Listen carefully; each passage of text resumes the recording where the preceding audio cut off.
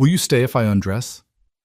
The widow's desperate question echoed through Jonas Hale's cabin that storm-torn night in 1874 Wyoming, a question born not of desire, but of survival. She'd nearly drowned in the Wind River. He'd saved her life. Now she was offering the only currency broken women knew. But Jonas wasn't like other men. And what happened next would test everything they thought they knew about mercy, trust, and second chances. Stay with me until the end of this story, and comment what city you're watching from so I can see how far this tale has traveled. The Wind River didn't forgive mistakes. Jonas Hale knew this truth better than most men, had known it since the first winter he'd spent alone in his cabin on its banks, listening to the water rage against the ice like something alive and angry. The river was beautiful in a violent way, churning gray-blue currents that could snap a man's bones as easily as dried kindling, carrying away anything foolish enough to challenge its strength. In spring, when the snowmelt came down from the mountains, the river swelled to twice its normal size, flooding the lowlands and turning the Wyoming territory into an impassable maze of mud and rushing water. It was late April 1874, and the thaw had come early that year. Jonas stood on the bank that afternoon, watching the water climb toward his property line with the resigned patience of someone who'd seen floods before. His cabin sat 50 yards back from the river's edge, built deliberately high on a rocky rise that had never been touched even in the worst years. He'd chosen the location carefully when he'd first arrived in Wyoming 3 years ago, a Union veteran looking for silence, for distance from the war that still lived behind his eyes. The cabin was small but solid, rough-hewn logs chinked with mud and moss, a stone chimney that drew smoke clean, a single room that served as kitchen, bedroom, and refuge from a world Jonas no longer fit into. He'd built it with his own hands that first summer, working through August heat and September cold, grateful for the physical exhaustion that kept the nightmares at bay. The land around it was harsh but honest, sage-covered hills rolling toward distant mountains, stands of cottonwood along the river, and sky so wide and empty it made a man feel both insignificant and free. Jonas lived alone, and that suited him just fine. He was 32 years old, though most people guessed older. The war had aged him, not just the 4 years of fighting, but the weight of what he'd seen, what he'd done. He was tall and lean, with dark hair that touched his collar and gray eyes that rarely showed emotion.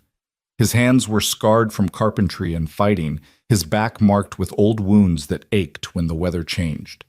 He wore simple clothes, homespun shirt, canvas pants, worn boots, and kept a Henry rifle within reach always, though he rarely needed it out here. The nearest town was Clearwater, 8 miles downstream.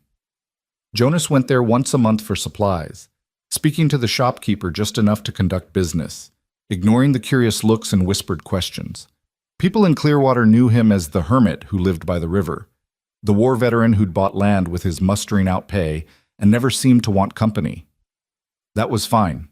Jonas had learned in the war that most people's company wasn't worth having.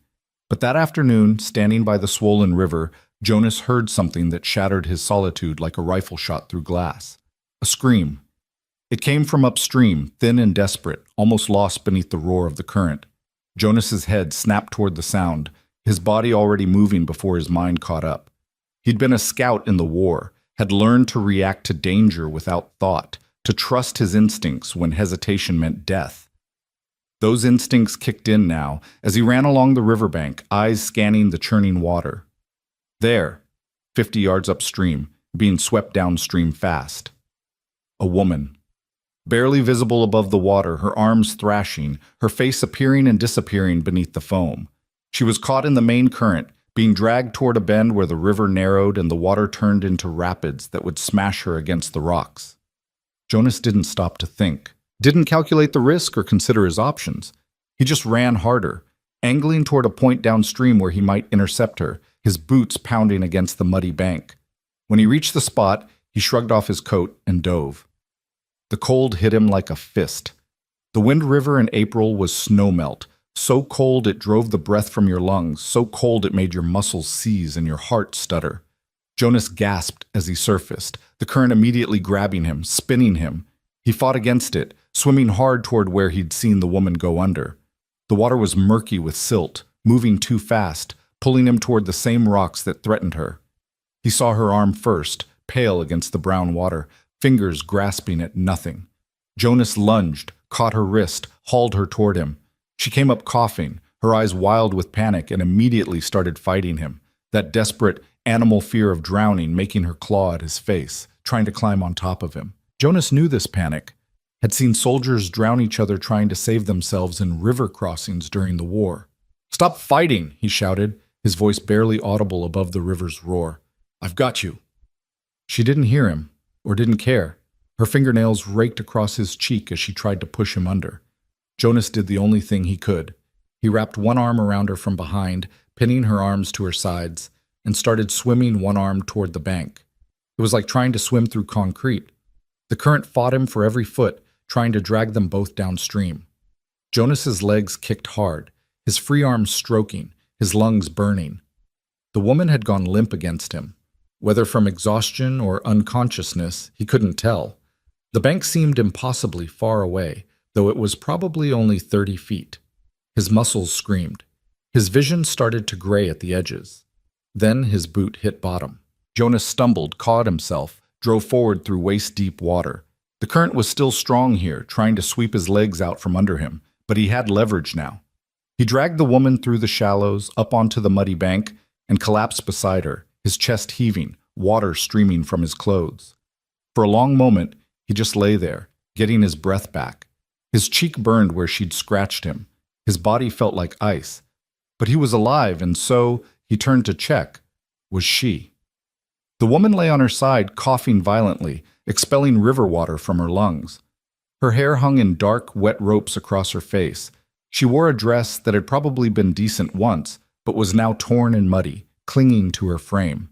As Jonas watched, she pushed herself up on trembling arms and vomited water onto the grass. When the coughing fit finally passed, she stayed on her hands and knees, head hanging, breathing in ragged gasps. Jonas sat up slowly, wiping mud from his face. "You all right?" His voice came out rougher than he'd intended, still breathless from the swim.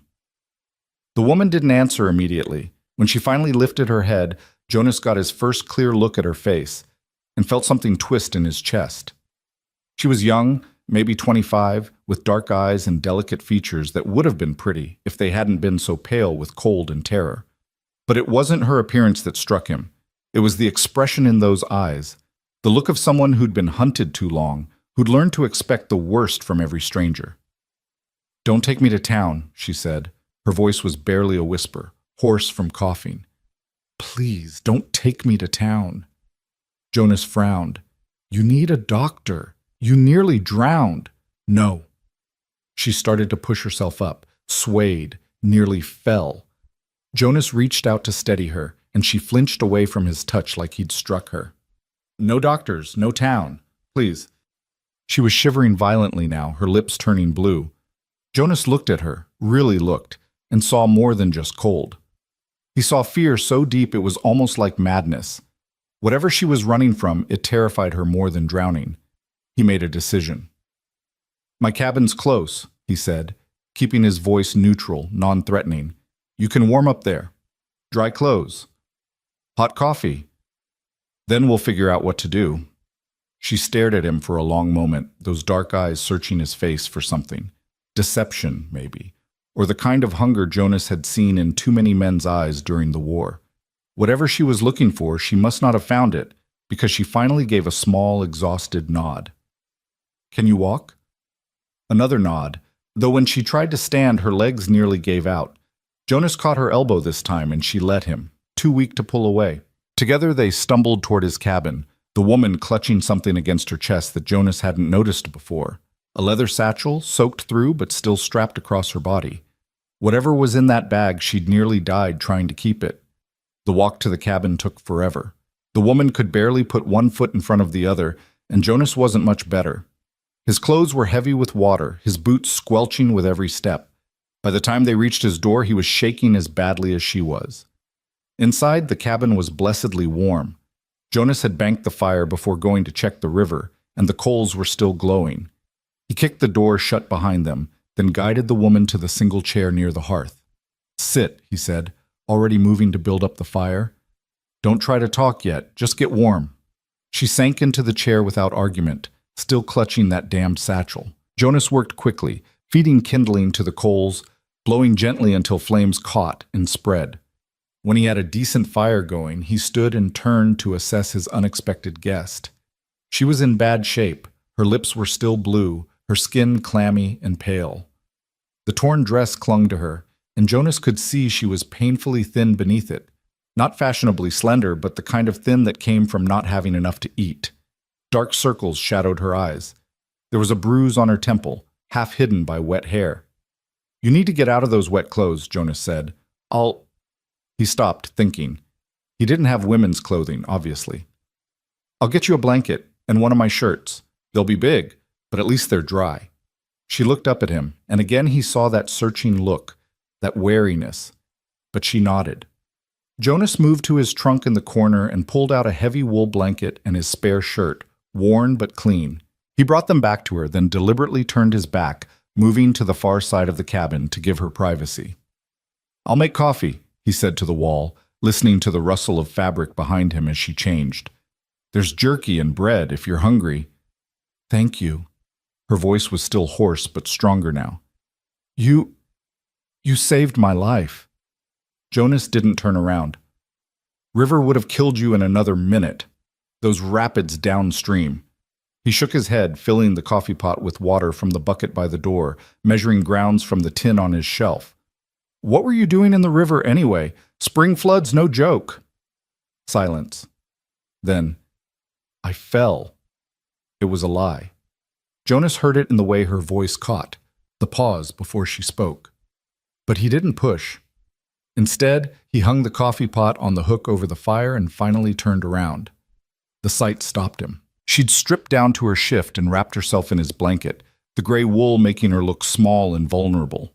Her hair hung in dark tangles down her back. She was bent over the satchel, which she'd opened, pulling out papers and laying them carefully near the fire to dry. Her hands shook as she worked, arranging each document with meticulous care. Jonas stayed where he was, giving her space. "Got a name?" She hesitated, then, Evelyn Mercer. Jonas Hale." She glanced up at that, and something flickered across her face. Recognition, maybe, though Jonas couldn't imagine why his name would mean anything to her. But then the look was gone, and she was back to arranging her papers. Jonas busied himself setting out tin cups, slicing bread, laying strips of jerky on a plate. The coffee began to boil, filling the cabin with its bitter, familiar scent. Outside, the wind had picked up, rattling the shutters, and rain started to patter against the roof. The storm that had been threatening all day was finally arriving. "You picked a hell of a day to go swimming," Jonas said, pouring coffee into both cups. He carried one over to Evelyn, keeping his movements slow and deliberate, the way you'd approach a spooked horse. She took the cup with both hands, wrapping her fingers around the warmth. "I wasn't planning on swimming." Another pause, longer this time. Then, as if the words were being dragged out of her, "I was running from men, bad men. I thought I could cross the river upstream where it's narrower, but—" She shook her head. "The current was stronger than I expected." Jonas absorbed this, sipping his own coffee. "These bad men. They still looking for you?" "Yes." The word came out flat, certain. Evelyn stared into her cup. "They'll keep looking until they find me, or until they decide I'm not worth the trouble." "What'd you do?" Her head snapped up, eyes flashing with sudden anger. "Nothing. I didn't do anything wrong." Jonas held up a hand. "Wasn't accusing, just trying to understand what I might be getting into by helping you." The anger faded as quickly as it had come, replaced by that bone-deep exhaustion. "My husband died 3 months ago, Owens Garrett. He owed money to some men in Cheyenne, a lot of money, bad gambling debts. When he died, they came for me instead. Said the debt was mine now. They took our house, our land, everything we had. But it wasn't enough. They said I had to work off the rest."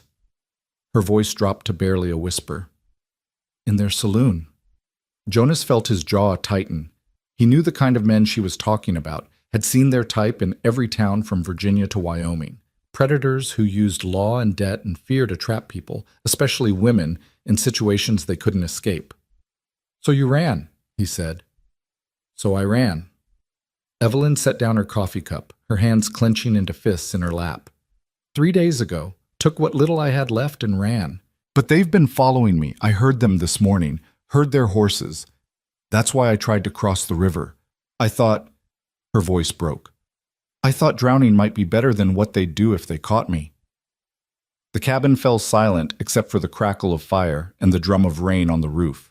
Jonas studied the woman, Evelyn, and saw the truth of her story in every line of her body, the tension in her shoulders, the way she kept glancing toward the door, the barely healed bruises on her arms that her shift didn't quite cover. "They won't find you here," he said quietly, "and they won't take you anywhere you don't want to go, not while I'm breathing." Evelyn looked at him sharply, searching his face again. "Why would you do that? You don't even know me." "Don't need to know you to know what's right. In my experience, Mr. Hale, men don't do what's right unless there's something in it for them." Her voice had gone hard, brittle. "So let's be clear about terms.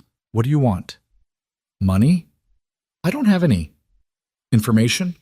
I don't know anything valuable. Or maybe you want—" She stood up abruptly, the blanket falling away from her shoulders. "Maybe you want what all men want. Is that it? Is that the price for your protection?" Jonas felt something cold settle in his stomach. Not anger. He'd been angry so many times during the war that the emotion had worn itself smooth, like a stone in a river. This was more like sadness, sadness that she'd lived in a world that taught her to think this way. "No," he said simply. "That's not the price. There is no price." Evelyn's hands went to the hem of her shift. "You're lying. Men always want something." Her voice shook, but her eyes stayed defiant. "So here's what I'm offering. Will you stay if I undress? Will you protect me from those men if I give you what you want first? At least that way, it's my choice.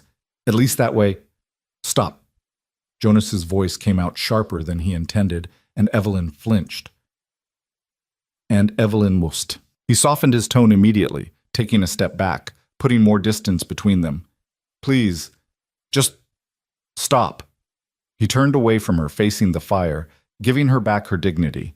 Behind him, he heard her breathing, fast and shallow, like she'd just run a mile. "I'm not going to touch you," Jonas said to the flames. "Not that way. Not any way you don't want. And I'm not going to let those men have you either. You can stay here until the flood goes down and it's safe to travel. After that, you can go wherever you want, or stay longer if you need to. But there's no price for any of it. No payment required. That's just how it is." Silence stretched out behind him. Jonas stared into the fire and waited, letting her process his words, letting her decide whether to believe him.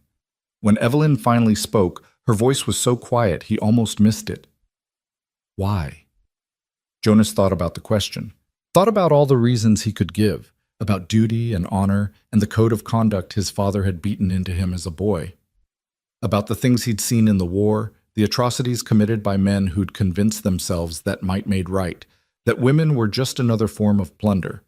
But in the end, he settled for the simplest truth.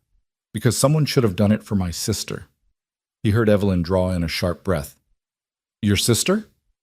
"She died during the war, Sherman's march through Georgia." Jonas's voice stayed level, factual, though the words still hurt after all these years. "I was fighting in Virginia.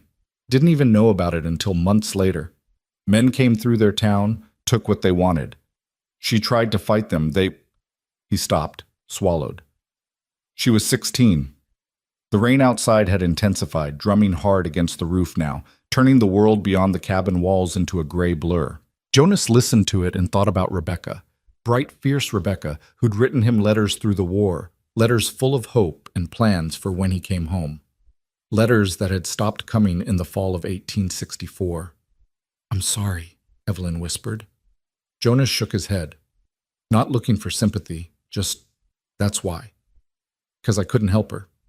Because I wasn't there, and because I'd like to think that somewhere, someone helped her when she needed it, even though I know no one did." More silence. Then the soft rustle of fabric as Evelyn pulled the blanket back around her shoulders and sat down in the chair again. "Thank you," she said, "for pulling me out of the river. And for this, whatever this is." Jonas finally turned to face her. She looked impossibly young in that moment, wrapped in his blanket, her dark hair drying in tangles around her face, young and scared and trying so hard to be brave.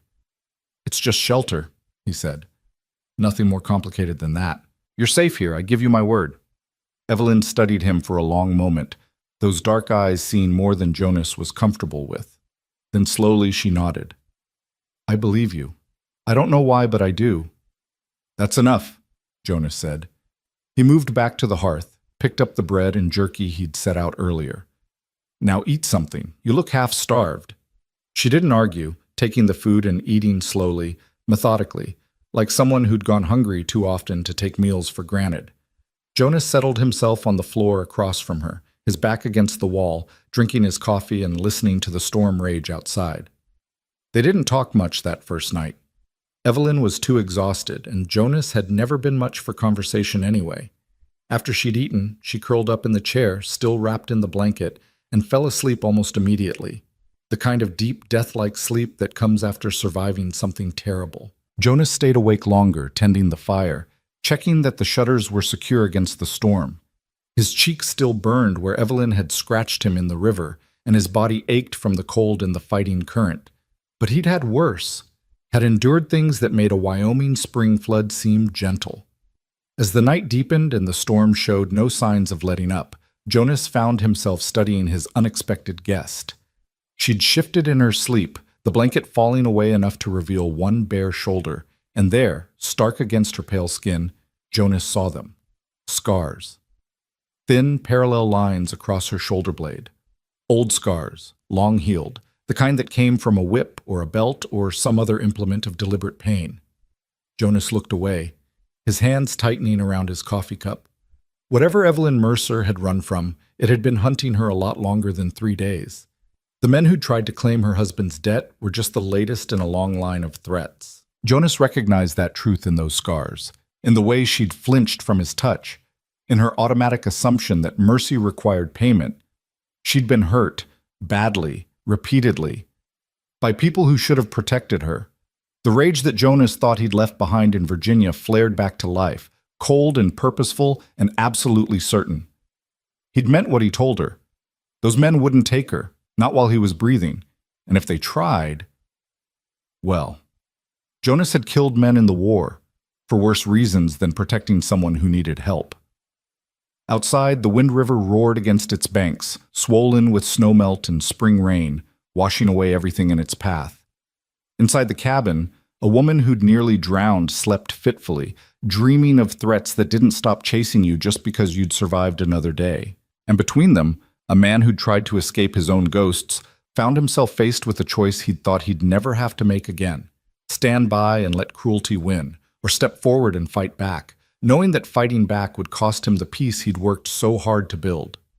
Jonas looked at Evelyn's sleeping form, at those terrible scars on her shoulder, and made his decision. He would fight.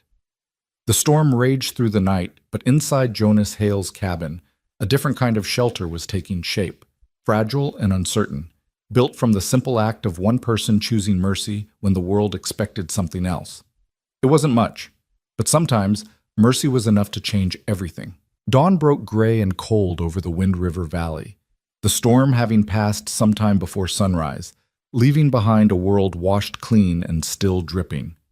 Jonas woke to the sound of Evelyn moving quietly around the cabin, trying not to disturb him where he'd fallen asleep on the floor, his back against the wall.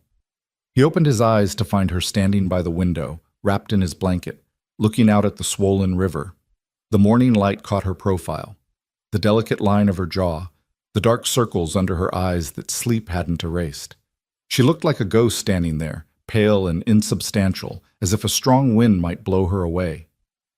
"It's still rising," she said without turning, her voice flat with exhaustion. "The river, it's higher than yesterday." Jonas pushed himself to his feet, his back protesting the night spent on hard floorboards. He was getting too old to sleep like a soldier on campaign. He moved to stand beside her at the window, careful to maintain distance, and looked out at his property. She was right. The Wind River had climbed another 6 feet during the night, spreading across the lowlands, turning the Sage Flats into a temporary lake that stretched toward the distant hills. The water was brown with silt and debris. Whole trees swept along in the current, pieces of fencing from upstream homesteads, the bloated carcass of what might have been a cow. The roar of it was constant, a bass note that vibrated through the ground. "Happens every spring," Jonas said. "Sometimes worse than others. This year's bad, but I've seen worse. Give it a week, maybe two, and it'll go back down." Evelyn's hands tightened on the blanket. "A week, 2 weeks." She laughed, but there was no humor in it. "I can't stay here that long. I can't put you in danger like that." "Danger from what? Those men looking for you?" Jonas shook his head. "They're not getting across that river any more than you did. Nobody's crossing the Wind River while it's running like this. Not on horse, not on foot. You want to know the truth? Right now that flood's the best protection you could ask for." She turned to look at him then, searching his face. "You really mean that? You're not afraid of them?" "Didn't say I wasn't afraid. Said they can't get to you here." Jonas moved away from the window toward the hearth where the fire had burned down to coals during the night. He began building it back up, needing something to do with his hands. "But no, I'm not particularly afraid. I've faced worse than debt collectors and men who make threats." "The war," Evelyn said quietly. "The war."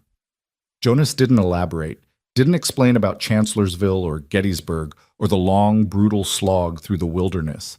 Didn't talk about the things he'd done with a rifle and a bayonet, the orders he'd followed that still woke him up some nights. Point is, I'm hard to scare these days. And I'm harder to kill than I look. Evelyn was quiet for a moment, watching him work. Then, "Your papers from last night, they dry?" She nodded toward the hearth where she'd laid out the documents from her satchel. Jonas glanced over and saw them still there, pages covered in neat handwriting and official-looking seals. "Mostly," she said, moving back to kneel beside them. Her fingers touched the papers gently, reverently. "These are all I have left. Everything that proves I existed before Owings, before all of this." Jonas fed kindling to the fire, watching the flames catch and spread. "What are they?" "My father's will, my marriage certificate, the deed to the farm where I grew up in Kansas." Evelyn's voice had gone distant, lost in memory. "My mother's recipes, written in her hand, letters from my brother before he died of cholera. Stupid things, maybe. Paper and ink. But they're mine. They're all that's mine." There was something in her voice that made Jonas look up. She was crying silently, tears tracking down her cheeks as she stared at those fragile pieces of paper that represented a whole life. A life that had been systematically taken from her, piece by piece, until all she had left were these documents and the scars on her back. Jonas looked away, giving her privacy for her grief.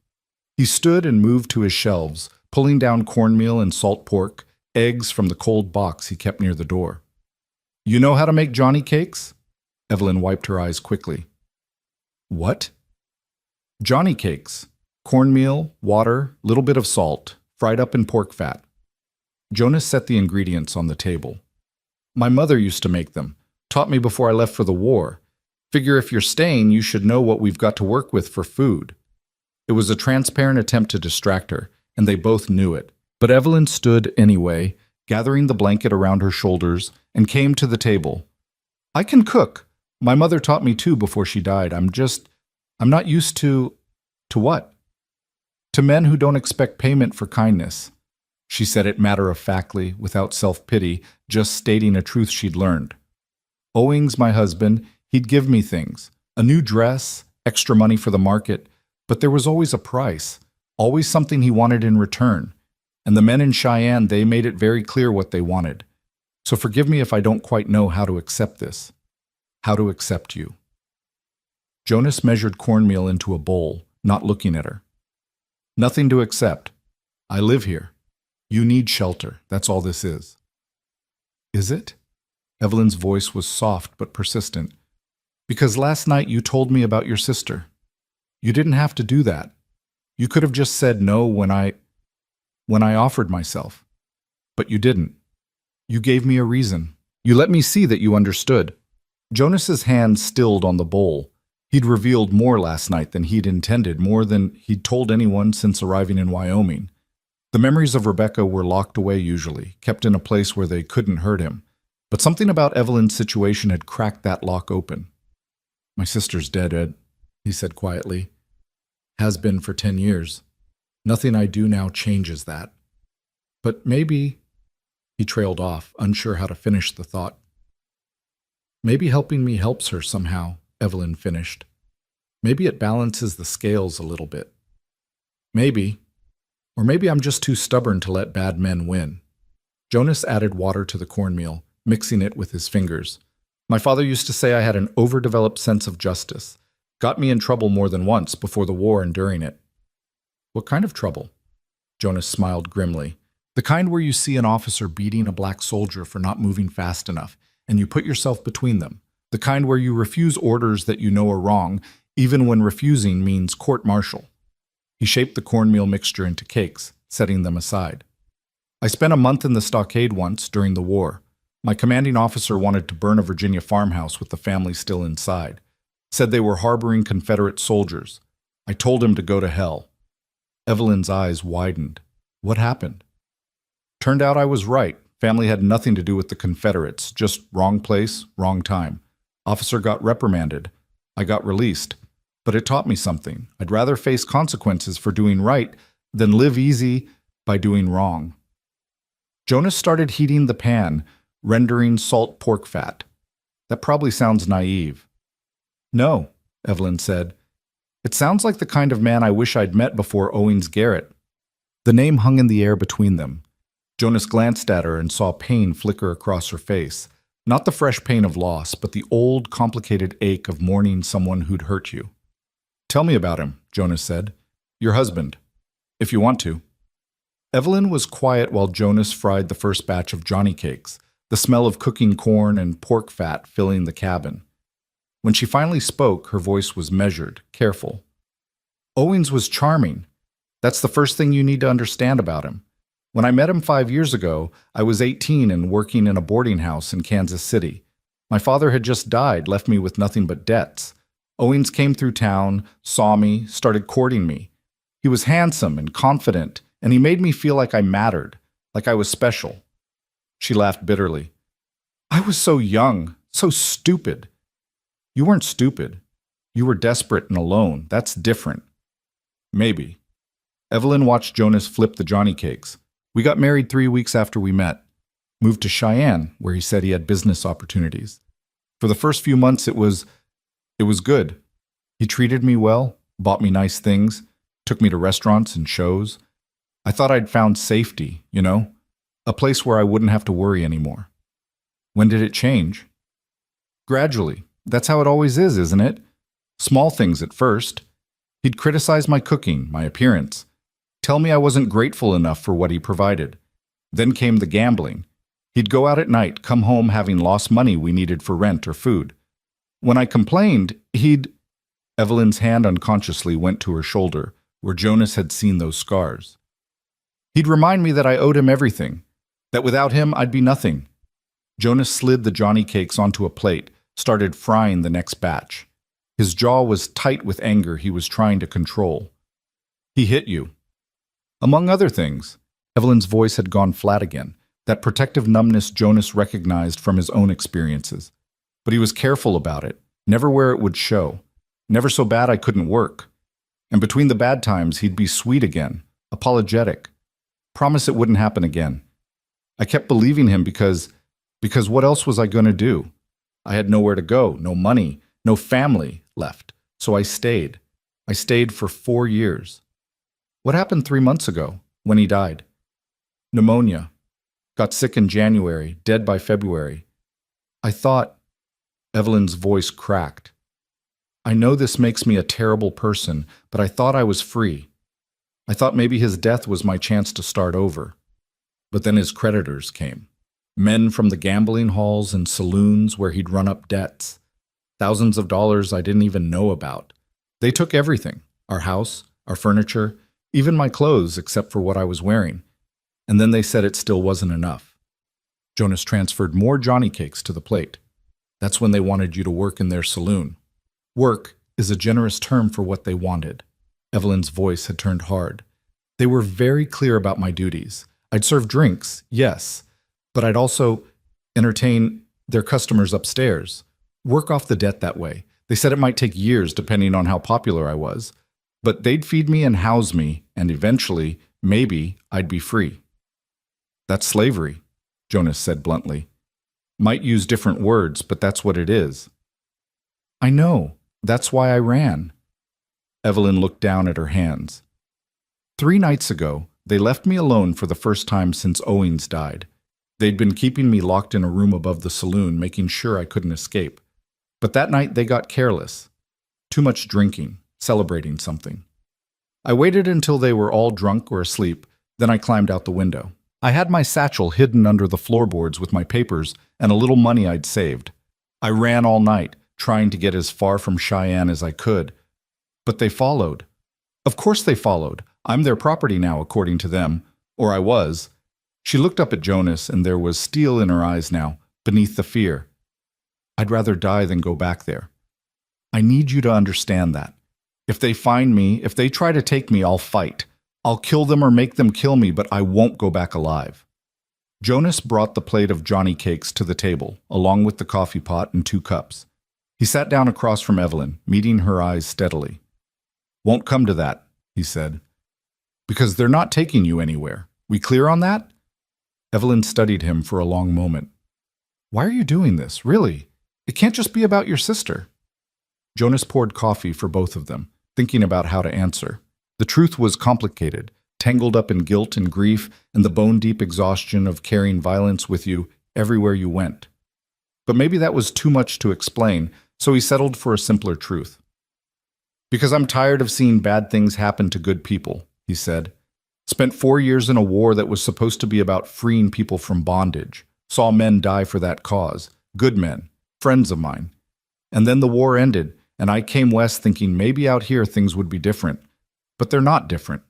Same cruelty, just wearing different clothes. Men still finding ways to own other people, to take what isn't theirs, to hurt those weaker than them. He took a drink of coffee. So maybe this is my small rebellion. Maybe helping you is how I fight back against all of that. That's a heavy burden to put on one person, Evelyn said softly. Didn't say you had to carry it. Just said I was offering shelter until you figure out your next move. They ate in silence for a while. The Johnny cakes warm and filling, the coffee bitter and strong. Outside, the wind had picked up again, bringing with it the smell of rain. The flood showed no signs of receding. After breakfast, Jonas showed Evelyn around the cabin properly, where he kept his stores of food, his tools, his weapons. The Henry rifle above the door, loaded always. The revolver in the drawer by his bed, a Colt Army model he'd carried through the war. The knife he kept sharp enough to shave with, tucked in his boot. You know how to shoot? He asked. Evelyn shook her head. Owings didn't allow it, said women and guns were a dangerous combination. He was right about that, just not the way he meant it. Jonas took down the Henry rifle, checked that it was unloaded, and handed it to her. Here, feel the weight of it. Get comfortable holding it. Evelyn took the rifle awkwardly, holding it away from her body like it might explode. Jonas moved behind her, adjusting her grip, showing her where to put her hands, how to tuck the stock against her shoulder. You're going to learn to shoot, he said, once the rain stops and we can go outside without drowning. You're going to learn to load and fire this rifle, and you're going to practice until you can hit what you're aiming at. Because if those men do somehow make it across the river, I want you to be able to defend yourself. I don't know if I could shoot someone, Evelyn said, but her hands had steadied on the rifle, her body adjusting to its weight. Hope you never have to find out, but knowing how gives you options. Options are what keep you alive. They spent the morning like that, Jonas teaching, Evelyn learning. He showed her how to work the lever action, how to sight down the barrel, how to breathe and squeeze the trigger rather than jerking it. She was a quick study, her hands becoming more confident with each repetition. Around noon, the rain started again. Heavy sheets of water that turned the world gray and erased the far bank of the river from view. Jonas and Evelyn retreated back inside, where the cabin suddenly felt very small with 2 people in it. Tell me about you, Evelyn said as they sat by the fire, Jonas mending a torn shirt while she worked on drying and reorganizing her papers. You know everything about me now. Seems only fair I know something about you. Jonas threaded his needle, considering. Not much to tell. Grew up in Pennsylvania. Father was a blacksmith. Joined the army in '61. Mustered out in '65. Came west because I couldn't stay east anymore. That's not a story. That's a list of facts. Evelyn set down her papers and looked at him directly. What was your life like? Before the war? Jonas sighed, but found himself answering anyway. Maybe it was the rain, or the isolation of the cabin, or the simple fact that Evelyn had trusted him with her story. Whatever the reason, the words came. It was quiet. Good quiet. Not lonely quiet. My father's smithy was in a small town, Gettysburg, if that name means anything to you. We lived above the shop. Every morning, I'd wake up to the sound of my father already working, the ring of hammer on anvil. He'd teach me the trade in the afternoons after my schooling. My mother would cook dinner, and we'd all eat together. Me, my parents, Rebecca. She was 4 years younger than me, talked constantly, drove our father crazy with her questions. Jonas smiled at the memory, though it hurt. Sundays, we'd go to church. Walk home together, my mother's arm through my father's. Rebecca running ahead, pointing out birds and flowers and anything else that caught her attention. It was simple. It was good. I thought, he paused, needle still in his hand. I thought that was what life was. That quiet, steady goodness. Then the war came, Evelyn said gently. Then the war came. Jonas resumed stitching, focusing on the precise movement of needle through fabric. I was 19 when Fort Sumter fell. Everyone in town was caught up in the excitement, the righteousness of it. We were going to preserve the Union, going to end slavery, going to be home by Christmas. My father tried to talk me out of enlisting, but I wouldn't listen. I was young and stupid and certain that I was doing something important. You were doing something important, Evelyn said. Maybe, but the cost...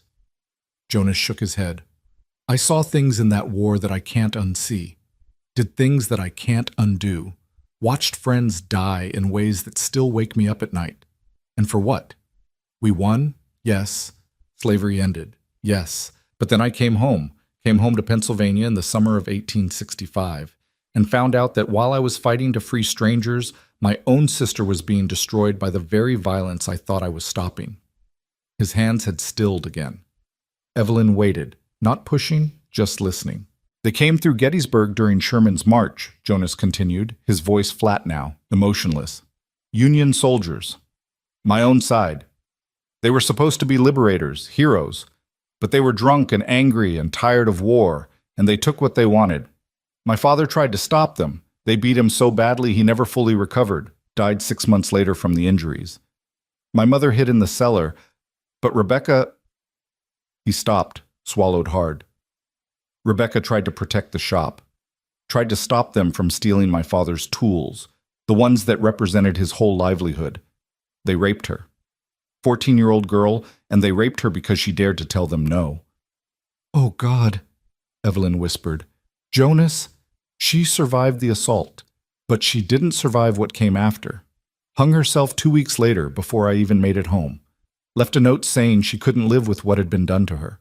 Couldn't stand the way people looked at her afterward, like she was stained, ruined. Jonas set down the shirt he was mending, his hand shaking slightly. I got home 3 days after we buried her. My father was still in bed, barely able to move. My mother looked at me in my Union uniform and said, "You did this. Your precious war did this." The cabin was silent except for the rain and the crackling fire. Evelyn had tears on her cheeks again, but she didn't look away from Jonas. I stayed long enough to help my parents sell the smithy, Jonas said. Long enough to watch my father die. Then I took my mustering out pay and came west. Figured I'd caused enough damage in Pennsylvania. Maybe out here, in empty country, I couldn't hurt anyone else. That's not fair, Evelyn said fiercely. What happened to Rebecca? That wasn't your fault. You didn't do that to her. Those men did. I wasn't there to stop them. You couldn't have been. You were fighting a war. That's what I tell myself. Jonas picked up the shirt again, forcing his hands to work. Doesn't make it true. Doesn't bring her back. They sat in silence for a while after that, both lost in their own thoughts, their own griefs. Outside, the rain continued its steady percussion on the roof, and the Wind River roared its ancient song of water and stone. Eventually, Evelyn stood and moved to where Jonas sat. She hesitated, then reached out and placed her hand over his, not grasping, not demanding, just touching. A simple gesture of comfort from one wounded person to another. Jonas looked up at her, surprised. Evelyn's dark eyes met his, and in them he saw understanding. Not pity, which he would have hated, but genuine understanding of what it meant to carry guilt that logic couldn't erase. "Thank you," she said quietly. "For telling me. For trusting me with that." Jonas nodded, unable to speak past the sudden tightness in his throat. Evelyn squeezed his hand once, then moved away, going back to her papers by the fire. They didn't talk much the rest of that day. But something had shifted between them. A recognition, perhaps, that they were both refugees from violence, both carrying scars that might never fully heal. The cabin felt less like a shelter where stranger helped stranger, and more like a shared space where two broken people could exist without pretense. That evening, Jonas made stew from salt pork and dried vegetables, and they ate together as the daylight failed outside. Evelyn told him stories about growing up in Kansas, about her mother's garden and her father's terrible singing voice and the brother she'd lost to disease. Small stories, ordinary moments, but precious because they represented a life before trauma, before Owings Garrett and debt collectors in desperate flight. Jonas found himself telling her about learning blacksmithing from his father, about the satisfaction of shaping metal, of taking something raw and making it useful. About the year he'd spent as a scout during the war, riding ahead of the main army, mapping terrain and enemy positions. About the strange beauty of Virginia in spring, even in the middle of fighting. When full darkness fell, Jonas gave Evelyn his bed, the narrow cot in the corner, and made himself a pallet on the floor by the fire. She protested, but he wouldn't hear of it. "You almost drowned yesterday," he said firmly. "You need proper rest. I've slept on worse than floorboards." Evelyn looked like she wanted to argue further, but exhaustion won out. She crawled into the cot, still wrapped in Jonas's blanket, and was asleep within minutes. Jonas stayed awake longer, watching the fire burn down, listening to Evelyn's quiet breathing. The rain had finally stopped, leaving behind a thick silence broken only by the distant roar of the river. He thought about everything that had happened in the past 24 hours. The rescue, the revelations, the strange intimacy of sharing space with another person after 3 years of solitude. He'd meant what he told Evelyn. He would protect her from the men hunting her, would stand between her and anyone who tried to take her back to Cheyenne. But he hadn't expected to feel this way, this fierce protective determination that went beyond simple duty or honor. Maybe it was because she reminded him of Rebecca, or maybe it was because after 3 years of running from his own ghosts, Jonas had finally found someone whose ghosts were worse than his, and helping her meant he wasn't useless after all. Or maybe, and this thought made him deeply uncomfortable, maybe it was simply because Evelyn Mercer, with her dark eyes and quiet strength and refusal to give up even when the river tried to drown her, had reminded Jonas what it felt like to care about someone's survival beyond his own. He pushed that thought away, banked the fire, and closed his eyes. Tomorrow would bring its own challenges. The flood would continue. Evelyn's hunters might find ways across the river that Jonas hadn't considered. Winter stores would need to be rationed to feed 2 people instead of 1. But tonight, in the small cabin beside the raging Wind River, 2 damaged people had found something neither expected. The possibility that maybe, just maybe, they weren't as alone as they'd thought. And for now, that was enough. The days that followed took on a rhythm that surprised them both with its ease. Morning would come gray and soft through the cabin's single window, and Jonas would wake first, building up the fire while Evelyn still slept. By the time she stirred, coffee would be brewing and the cabin warm enough that her breath no longer misted in the air. They'd eat breakfast together, Johnny cakes or porridge or eggs when the hens Jonas kept in a small coop behind the cabin were laying well, and then the day would unfold in comfortable silence broken by occasional conversation. The flood continued for 6 days, the Wind River spreading across the valley floor like an inland sea, brown and violent and impassable. Jonas checked it every morning, walking to the edge of his property where the water lapped at ground that was usually dry sage land. Each day, he'd estimate the level, searching for signs of recession, finding none.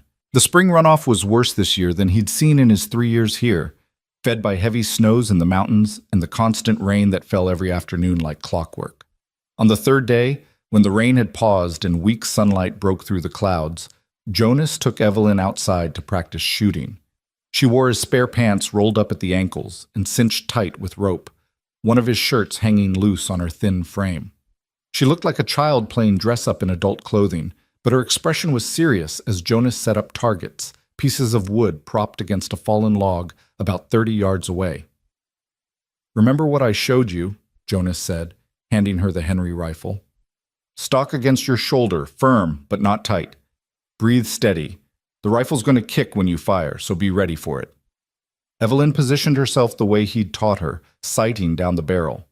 Her hands were steady now, no longer trembling the way they had that first day in the cabin. Jonas watched her from slightly behind and to the side, noting the way she'd absorbed his instruction, the way her body had found the right stance almost instinctively.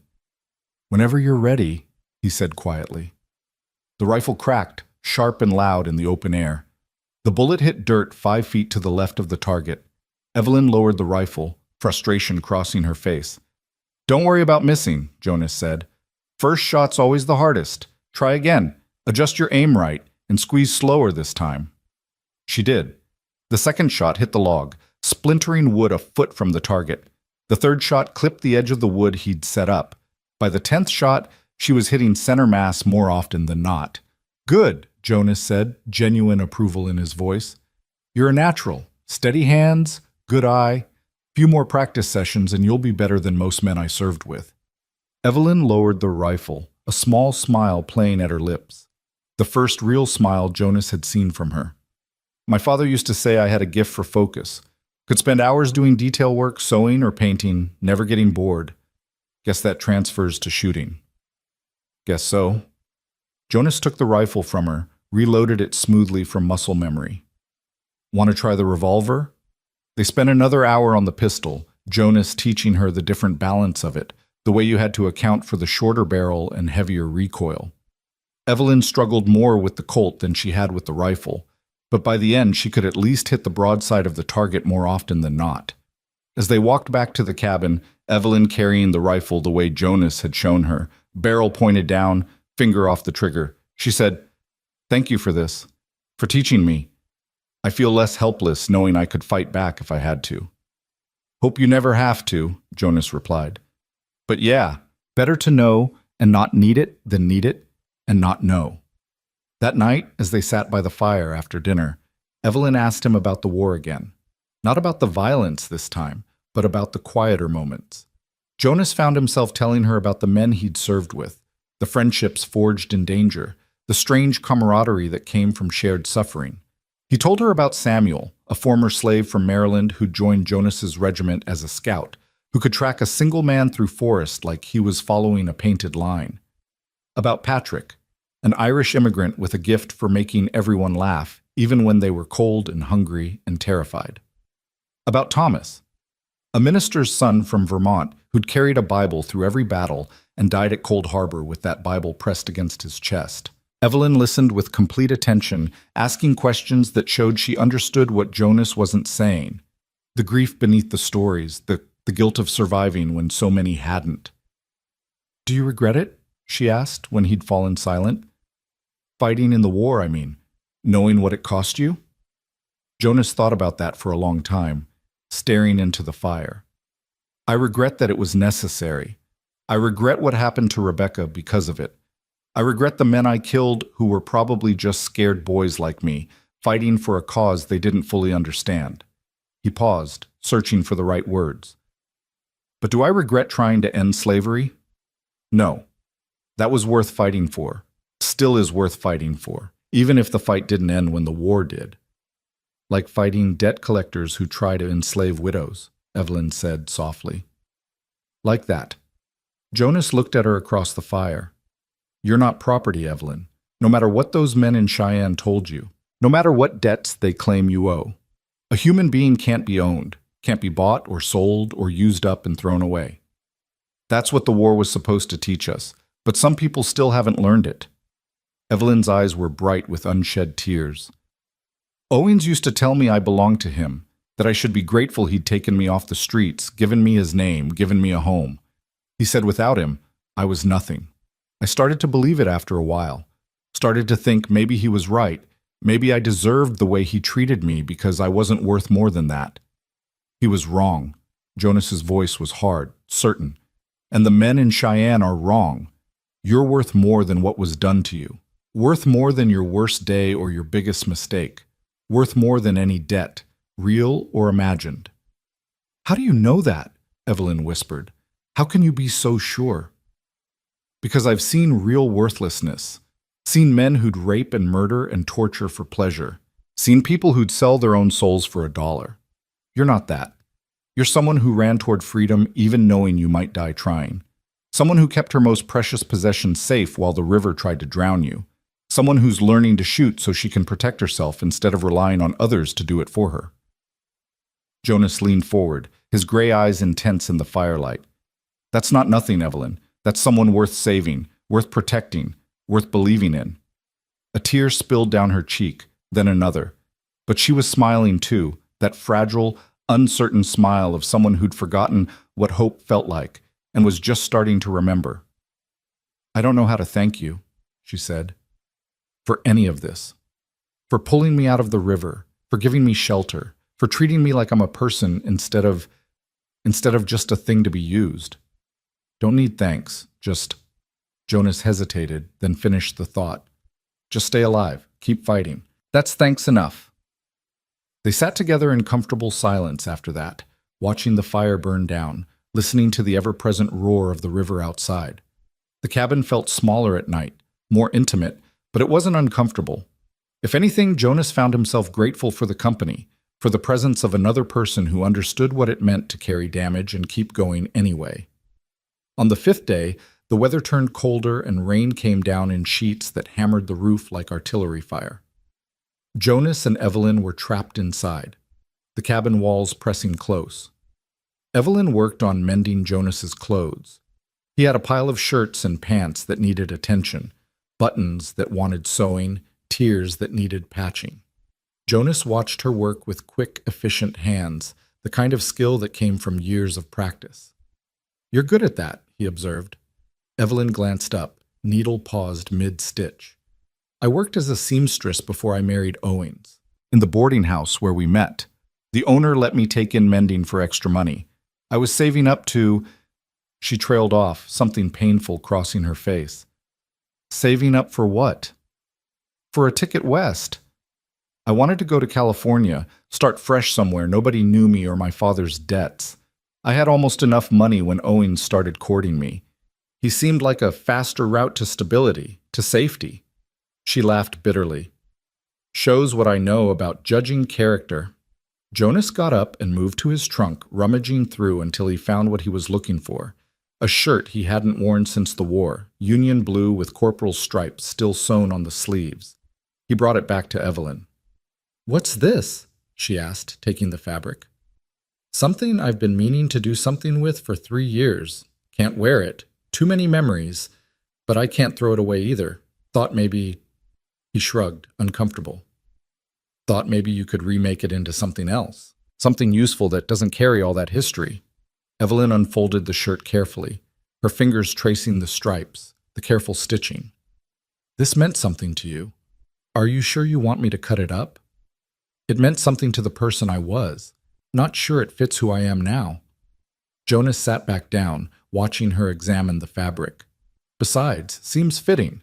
Taking something from the war, something that represents all that violence and loss, and turning it into something that might actually help someone. Seems like the kind of transformation Rebecca would have appreciated. Evelyn looked at him for a long moment, then nodded. I'll make you something good. I promise. She spent the rest of that rainy day working on the blue shirt, carefully unpicking seams, cutting away the military insignia, reshaping the fabric.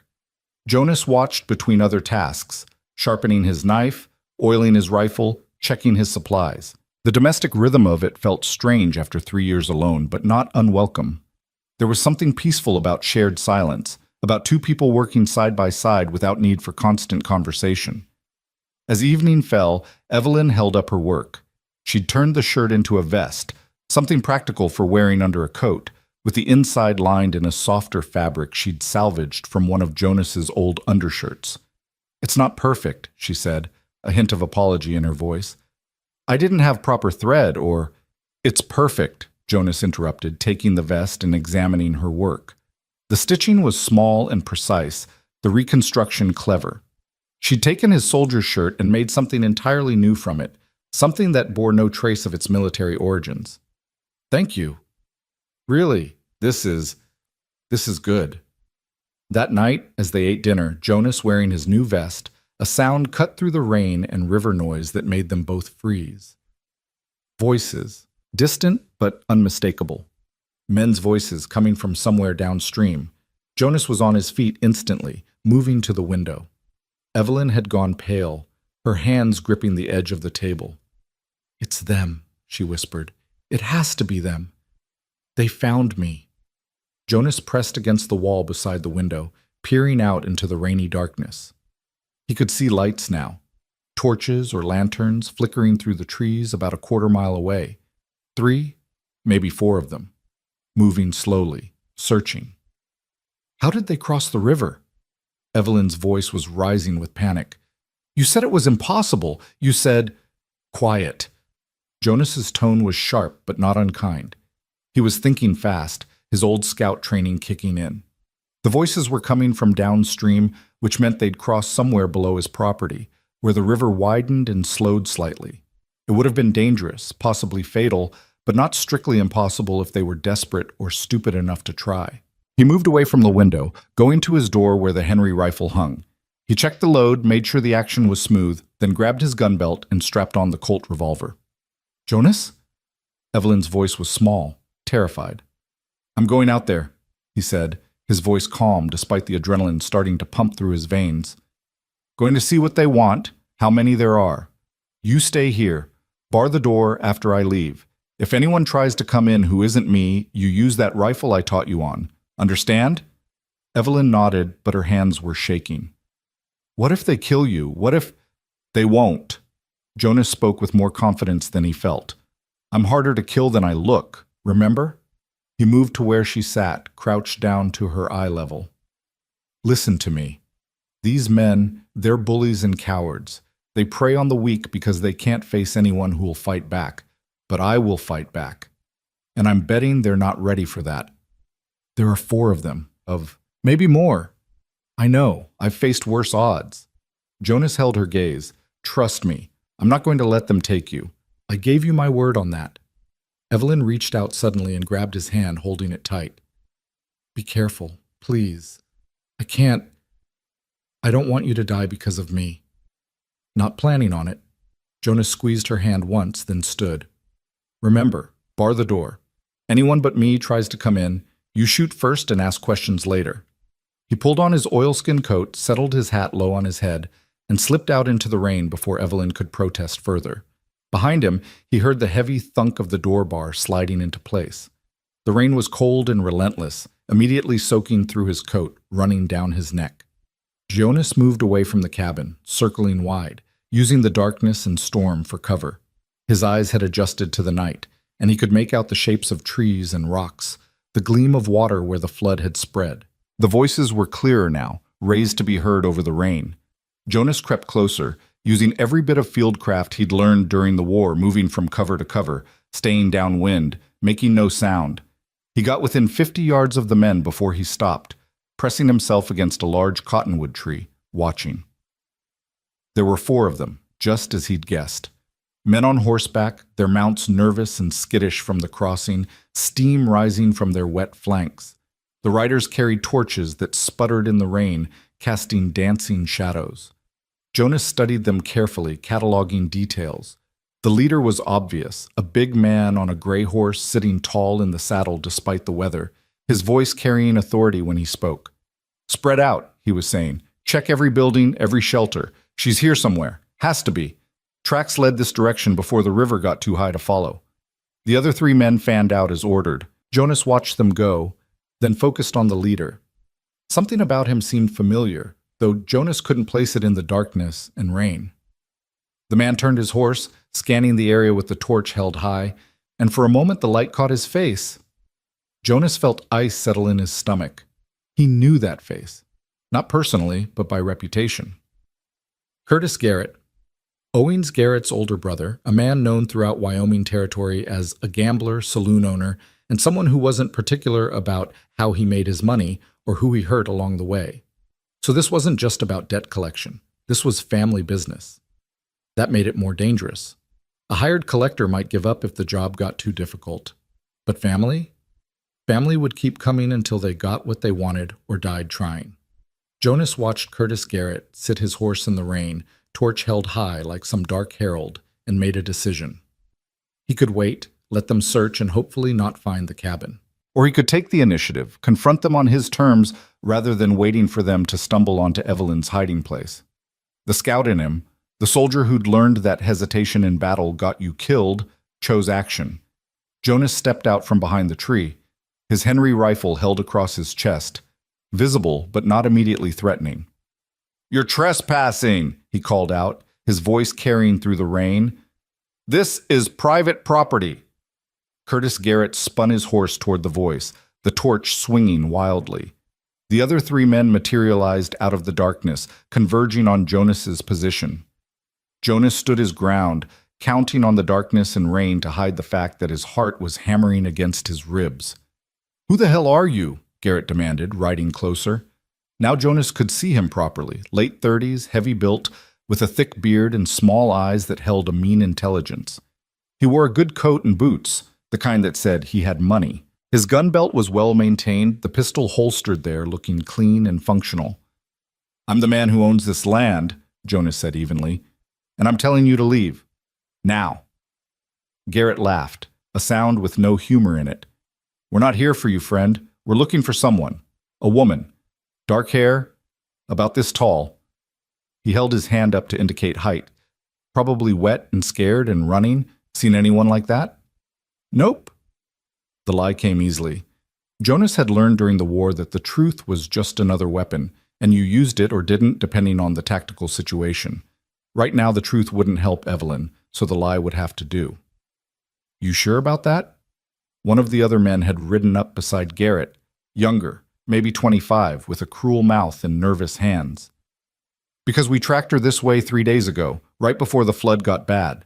She's out here somewhere, and anyone hiding her is going to have problems with us." Jonas shifted his grip on the rifle slightly, not quite raising it, but making sure they saw he was armed. "Like I said, haven't seen anyone, and even if I had, I wouldn't tell you. Now get off my land before this conversation gets unpleasant." Curtis Garrett studied Jonas for a long moment, his expression calculating. "You know who I am?" "Can't say I do." "Curtis Garrett. I own 3 saloons in Cheyenne and half the gambling halls between here and Denver. The woman we're looking for? She owes me. Owes me money, owes me property, owes me labor. She's mine by right of debt and law, and I mean to collect." "Law doesn't allow owning people anymore," Jonas said quietly. "In case you missed the war." Garrett's face darkened. "This is different. This is legitimate debt. Her dead husband owed me $12,000. She inherits that debt. And if she can't pay in cash, she pays in other ways. That's not slavery. That's commerce. Commerce that involves forcing a woman into prostitution?" Jonas kept his voice level, conversational, even as rage burned in his gut. "Pretty sure that's not legal either. What she does to work off the debt is her choice." Garrett's voice had gone hard now, the pretense of civility dropping away.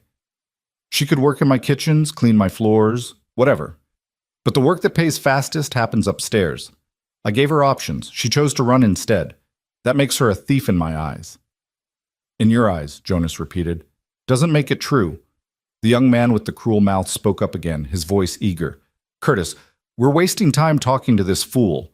Let's search his property. If he's lying about the woman, we'll find her. If he tries to stop us, we'll go through him."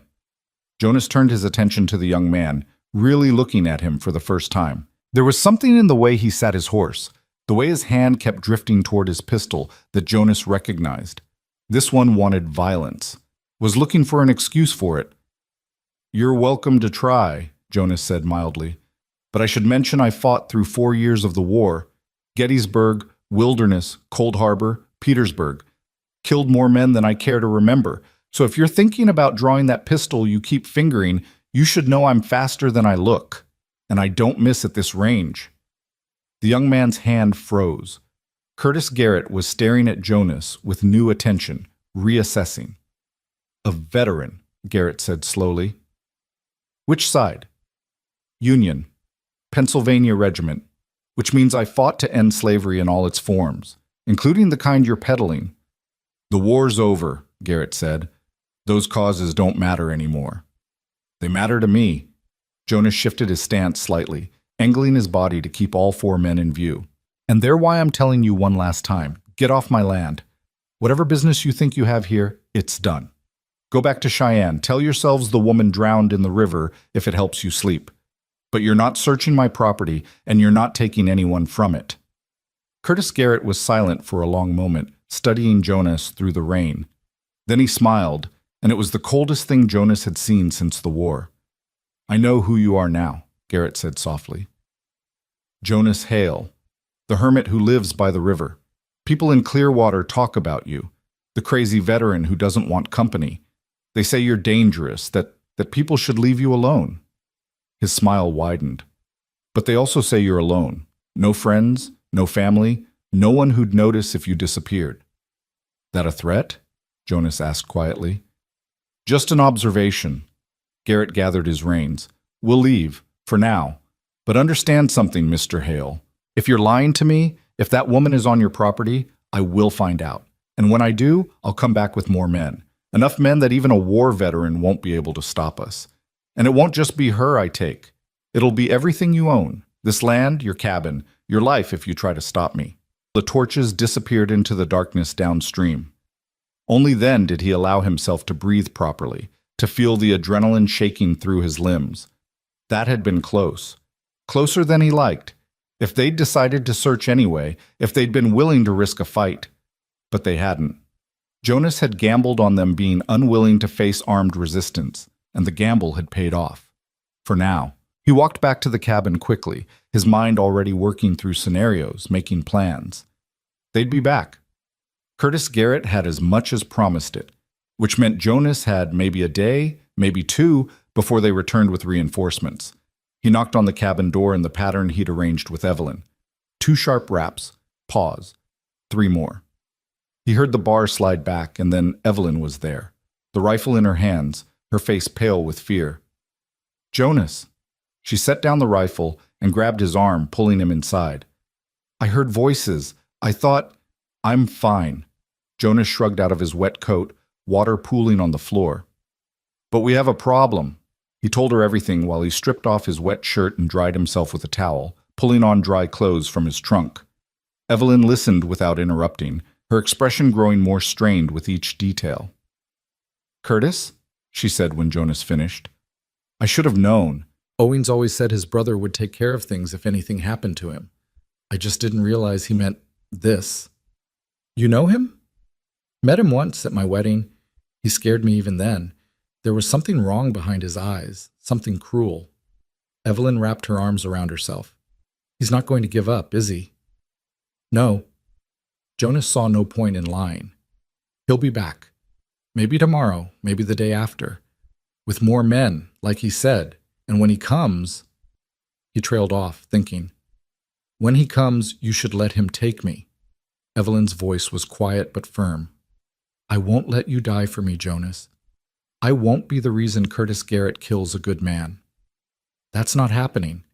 You can't fight them all. He'll bring 10 men, 20. You're just one person." Jonas moved to stand in front of her, gripping her shoulders gently. "Listen to me. I didn't survive 4 years of war by being stupid. I'm not going to make some heroic last stand like in the dime novels. When Curtis comes back, and he will come back, we won't be here." Evelyn blinked. "What?" "The flood's starting to recede. I saw it tonight when I was out there. Give it another day, maybe 2, and the water will be low enough to cross safely in some places. When that happens, we're leaving. Heading north into the mountains where Curtis and his men can't follow easily. I know places up there, old trapping cabins and caves. We can wait out the spring there, then figure out our next move. But this is your home, your land. I can't ask you to abandon it because of me. You're not asking. I'm offering. Jonas released her shoulders, stepping back. Besides, it's just land. Just a cabin. I can come back to it later, or I can build somewhere else. What I can't do is stand by and let those men take you. That's not who I am. Not anymore. Evelyn's eyes were bright with tears again, but she was nodding. Okay, we'll leave. But Jonas? After we're safe, after this is over, I'm going to find a way to pay you back for this. For all of it. Already told you. I know what you told me. No payment required. Evelyn managed a shaky smile. But that doesn't mean I won't try anyway. You've given me my life back. That's not something I'll ever forget. They spent the rest of the night preparing. Jonas packed supplies, dried food, ammunition, blankets, his tools for making fire and shelter. Evelyn gathered her precious papers, making sure they were dry and secure in her leather satchel. They worked mostly in silence, both understanding that time was now their enemy as much as Curtis Garrett and his men. As dawn broke gray and cold, Jonas went outside to check the river one more time. The water had definitely dropped overnight. Not much, maybe a foot or two, but enough to give him hope. Another day like this, and they could cross safely at the shallows upstream. He was standing there, calculating routes and timing, when he heard horses again. Jonas spun, his hand going to the colt at his hip, but these weren't Curtis Garrett's men. Instead, riding up the muddy path from Clearwater was Sheriff Tom Miller and one deputy, both looking exhausted and wet and none too happy about being out in the cold morning air. "Jonas Hale?" Miller called out as they approached. He was a middle-aged man with a weathered face and tired eyes, someone who'd seen too much and trusted too little. "Need a word with you." Jonas relaxed slightly, but didn't remove his hand from his pistol. "Sheriff, this about the men who were here last night?" Miller dismounted, gesturing for his deputy to do the same. "In a manner of speaking, Curtis Garrett came into Clearwater this morning, filed a complaint, says you're harboring a fugitive, says there's a woman here who owes him money and you're keeping her from settling her legal debts." "That true?" the deputy asked. He was younger than Miller, eager in a way that reminded Jonas uncomfortably of new recruits during the war. All confidence and no experience. Jonas looked at the sheriff, then at the deputy, then back at the sheriff. "I'm harboring a woman who nearly drowned in the river 6 days ago. Woman who Curtis Garrett is trying to force into prostitution to pay off her dead husband's gambling debts. I don't consider that a legal debt, and I don't consider what Curtis wants to do to her legal commerce. So yeah, she's here. And no, I'm not turning her over to him or anyone else." The deputy's hand moved toward his pistol, but Sheriff Miller held up a hand, stopping him. "Easy, Ryan. Let's talk this through before anyone does something stupid." Miller turned his attention back to Jonas, his expression weary. "Look, I don't like Curtis Garrett any more than you probably do. Man's a snake, always has been. But the law's the law. Debts are debts. If this woman inherited her husband's obligations, she inherited nothing but abuse," Jonas interrupted. "Husband beat her for years. Curtis and his friends stripped her of everything she owned, then told her the only way to work off the debt was on her back in his saloon. That's not debt collection, Sheriff. That's slavery with paperwork." Miller sighed, rubbing his face. "You're not making this easy, Hale." "Not trying to make it easy. Trying to make it right. Right doesn't always match up with legal." "Then maybe the legal needs to change." Jonas kept his voice level, reasonable, even though everything in him wanted to tell these men to get off his property and leave him alone. "Sheriff, you fought in the war?" Miller nodded. "Confederate side, Georgia militia. Not proud of it, but it's the truth." "Then you know what it means when one person tries to own another. You know what that looks like, what it costs. You really going to help Curtis Garrett do that to a woman who's already lost everything?" The sheriff was quiet for a long moment, his jaw working.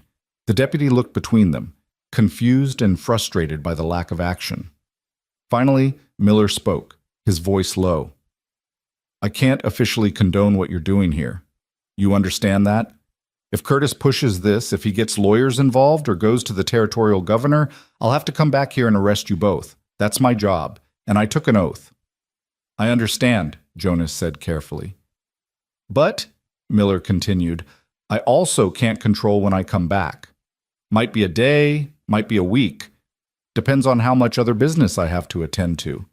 And you know, spring's a busy time. Lots of disputes over property lines, livestock gone missing in the flood, folks needing help. Could take me a while to make it all the way back out here to your isolated little cabin." Jonas felt something ease in his chest. "That's mighty accommodating of you, Sheriff." "I'm an accommodating man." Miller remounted his horse, gesturing for the deputy to do the same. "Word of advice, though, Hale? If you're smart, you won't be here when I do eventually make it back. And neither will the woman. Curtis Garrett's got friends in high places, and he's not going to let this go. You two should maybe consider a change of scenery, permanent-like." "I'll take that under advisement." Miller nodded once, then turned his horse back toward Clearwater. The deputy followed, looking over his shoulder at Jonas with an expression that promised he wouldn't forget this conversation. Jonas stood watching them ride away until they disappeared down the trail, then hurried back inside the cabin.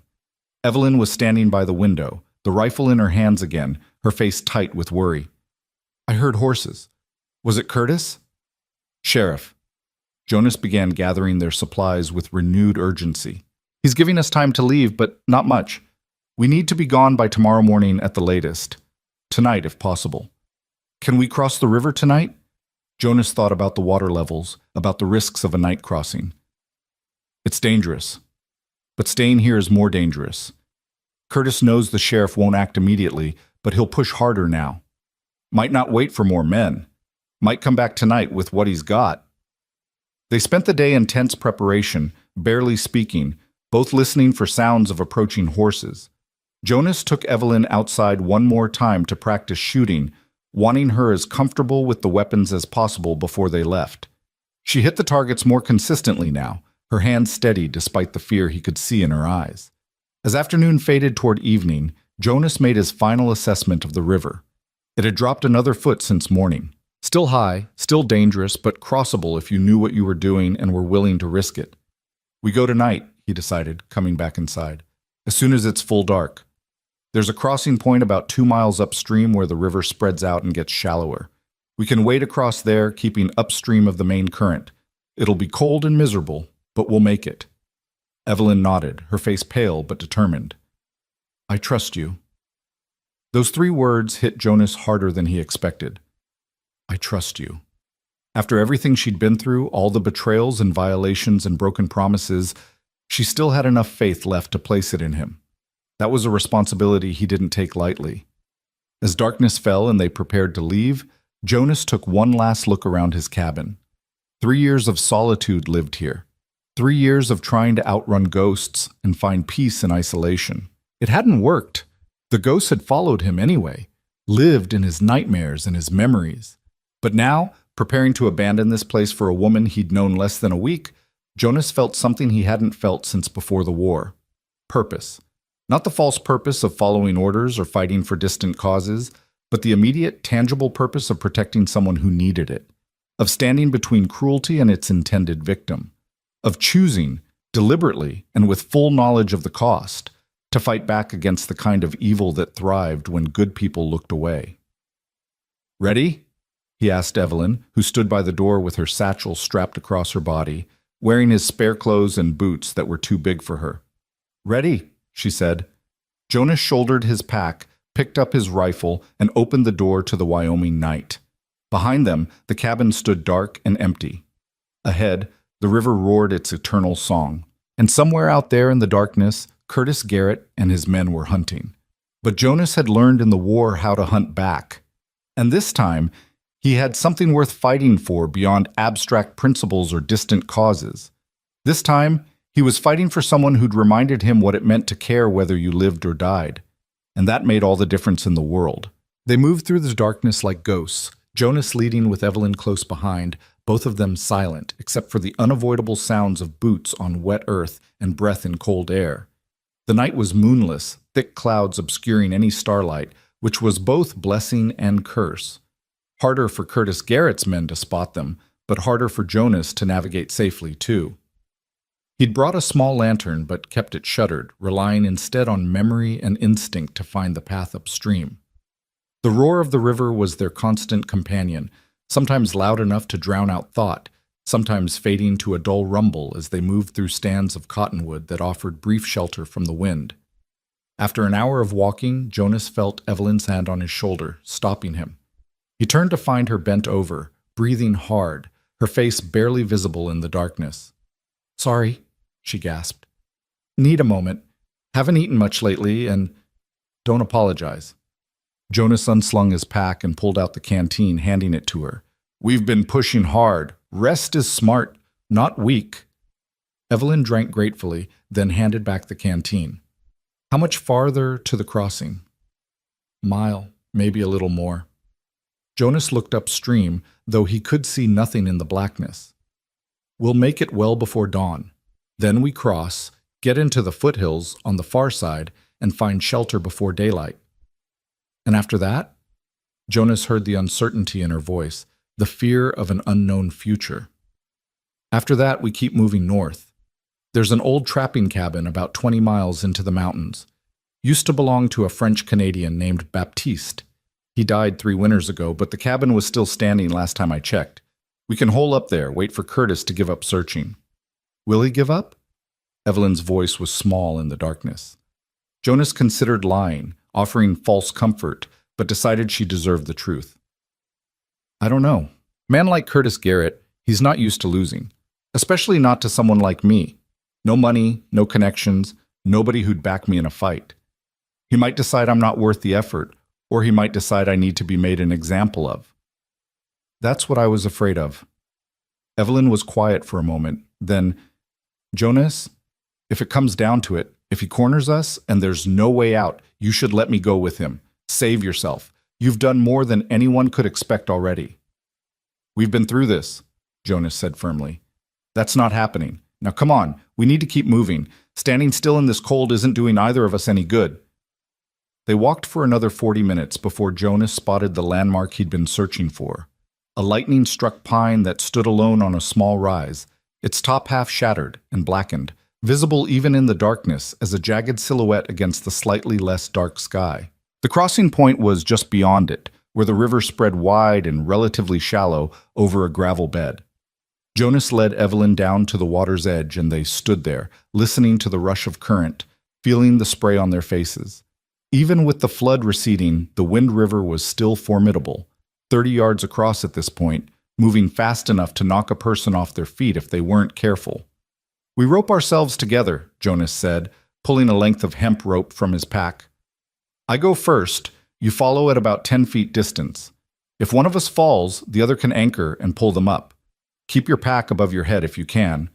Want to keep the supplies dry if possible. And whatever happens, don't let go of the rope."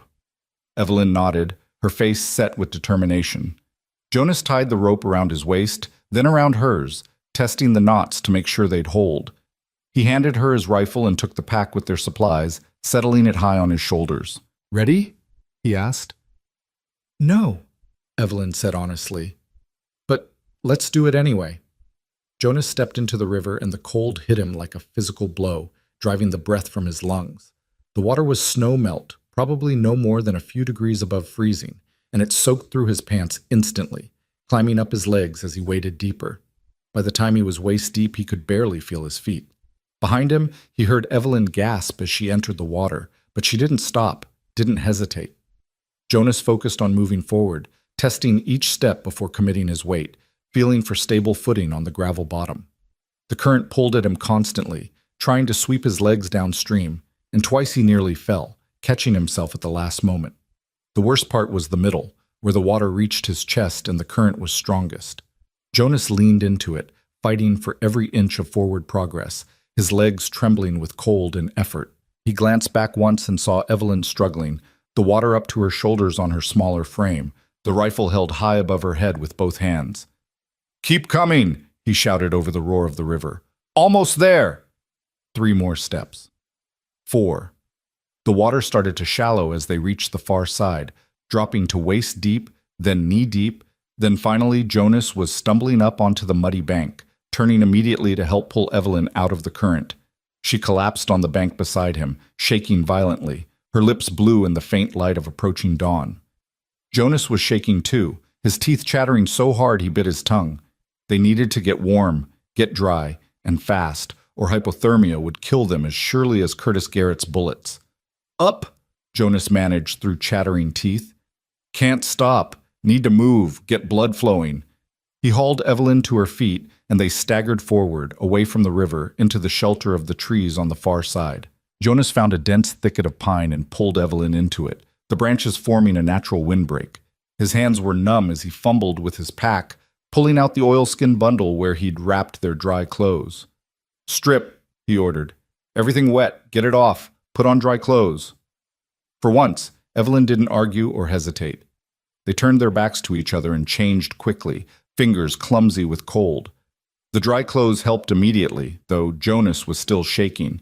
He pulled out a blanket and wrapped it around Evelyn's shoulders, then wrapped himself in another. We'll rest here until full light, he said. Then we need to put distance between us and the river. Curtis will figure out eventually that we crossed, and when he does, he'll come after us. Evelyn nodded, huddling under her blanket. They sat together in the pre-dawn darkness, backs against a tree trunk, waiting for the sun and warmth that seemed impossibly far away. As gray light began to filter through the trees, Jonas studied their surroundings properly for the first time. They were on the north side of the Wind River now, at the base of the foothills that rose toward the mountains. The terrain ahead was rough, rocky slopes covered in pine and sage, cut through with ravines and dry creek beds. Good country for hiding, hard country for tracking. That would work in their favor. How are you feeling? He asked Evelyn. She considered the question. Cold, exhausted, terrified, but alive. She looked at him, managed a small smile. Thanks to you. Again. We're not safe yet, Jonas warned. We've got a hard day's walk ahead of us, and we need to move fast. Think you can manage? I'll manage. I didn't come this far to give up now. They ate a quick breakfast of jerky and hardtack, drank from the canteen, then set off into the hills as soon as there was enough light to travel safely. Jonas set a punishing pace, pushing them both hard, pausing only briefly to rest or check their back trail for signs of pursuit. By midday, they'd climbed high enough that Jonas could look back and see the Wind River Valley spread below them, the ribbon of brown water, the green line of cottonwoods along its banks, and in the distance, a thin wisp of smoke that might have been from his cabin, or might have been Curtis Garrett's men, camped and searching. Keep moving, Jonas said, turning away from the view. They climbed higher into the afternoon, the terrain growing steeper, the air thinner. Evelyn stumbled frequently now, her energy flagging, but she never complained, never asked to stop for more than the brief rest Jonas allowed. He found himself impressed by her resilience, by the core of strength that kept her moving even when exhaustion made every step agony. As evening approached, Jonas began searching for a place to camp. They needed shelter, water, and concealment, not an easy combination in this rocky country, but his scout training served him well, and eventually he found a suitable spot, a shallow cave formed by an overhang of rock, protected from wind and hidden from below by a screen of pine trees. A small spring trickled nearby, cold but clean. We'll stay here tonight, Jonas decided. No fire, too risky. But we can rest properly, recover our strength. They settled into the cave as darkness fell, sharing the last of the bread and jerky, rationing their water carefully. Jonas took the first watch, sitting at the cave mouth with his rifle across his knees, staring out into the darkening forest and listening for sounds of pursuit. Behind him, Evelyn slept fitfully, making small sounds of distress that suggested troubled dreams. Jonas wanted to wake her, offer comfort, but decided rest was more important than peace. She'd need all her strength for tomorrow's journey.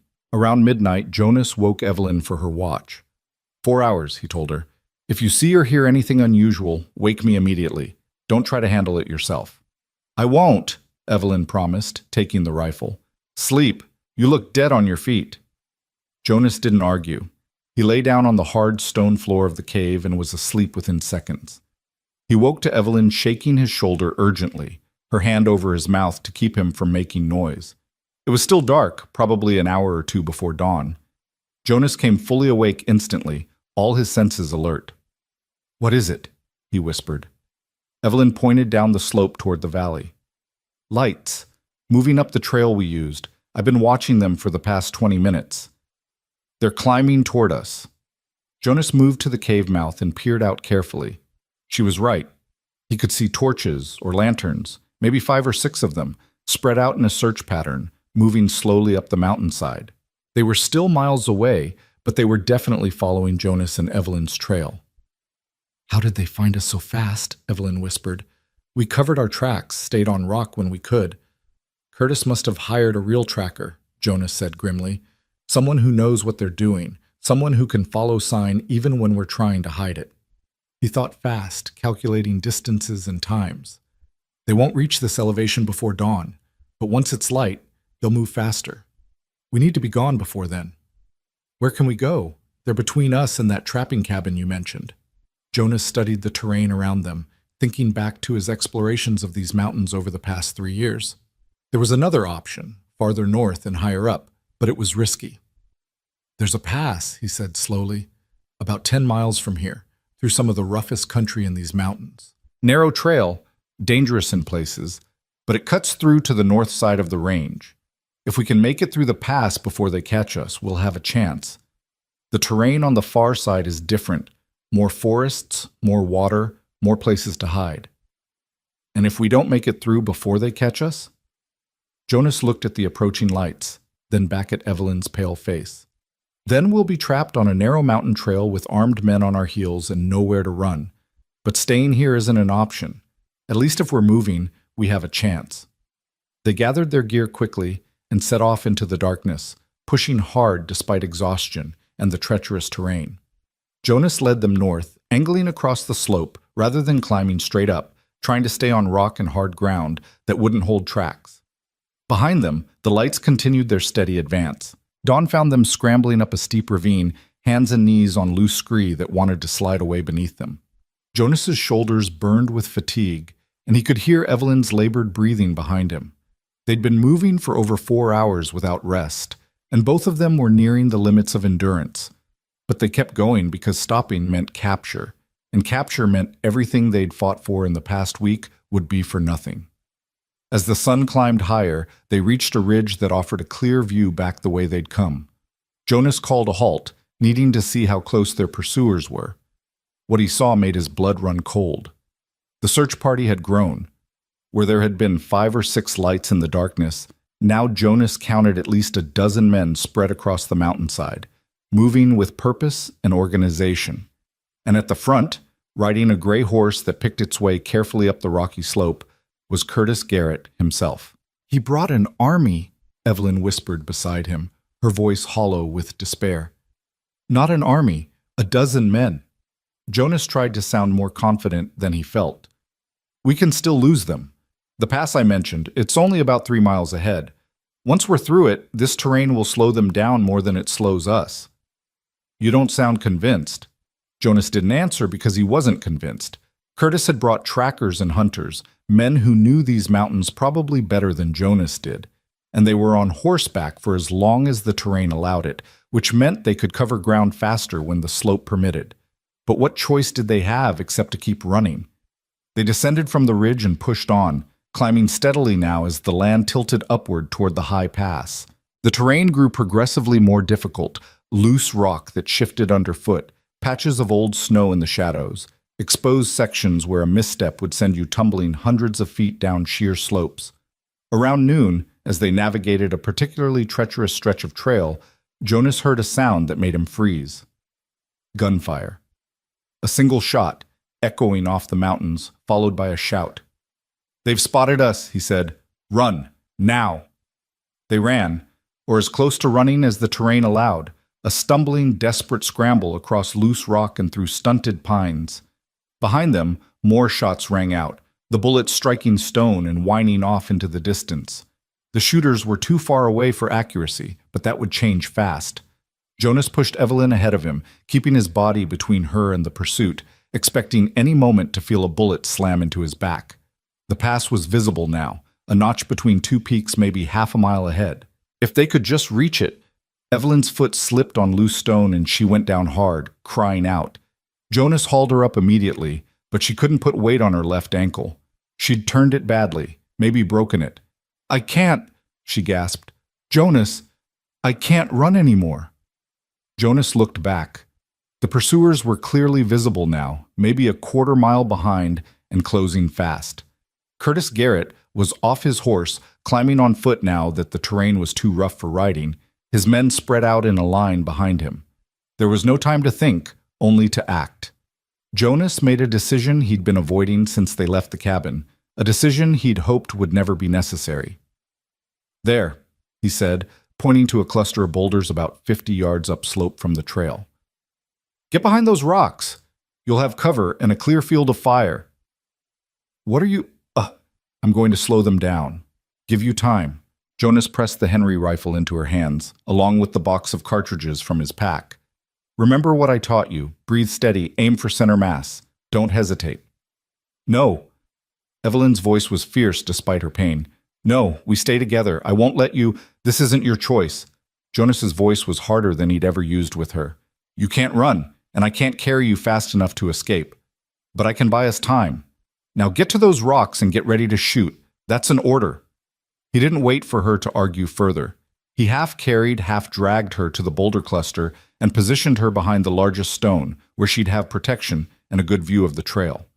Then he moved away, finding his own position about 30 yards downslope, a spot where he could see the approaching men clearly but had cover to shoot from.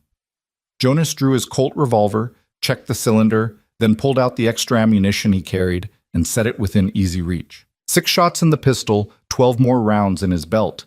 Against a dozen men. The odds were terrible, but he'd faced worse at Cold Harbor and survived. Maybe he'd be lucky again. Or maybe this was where his war finally ended.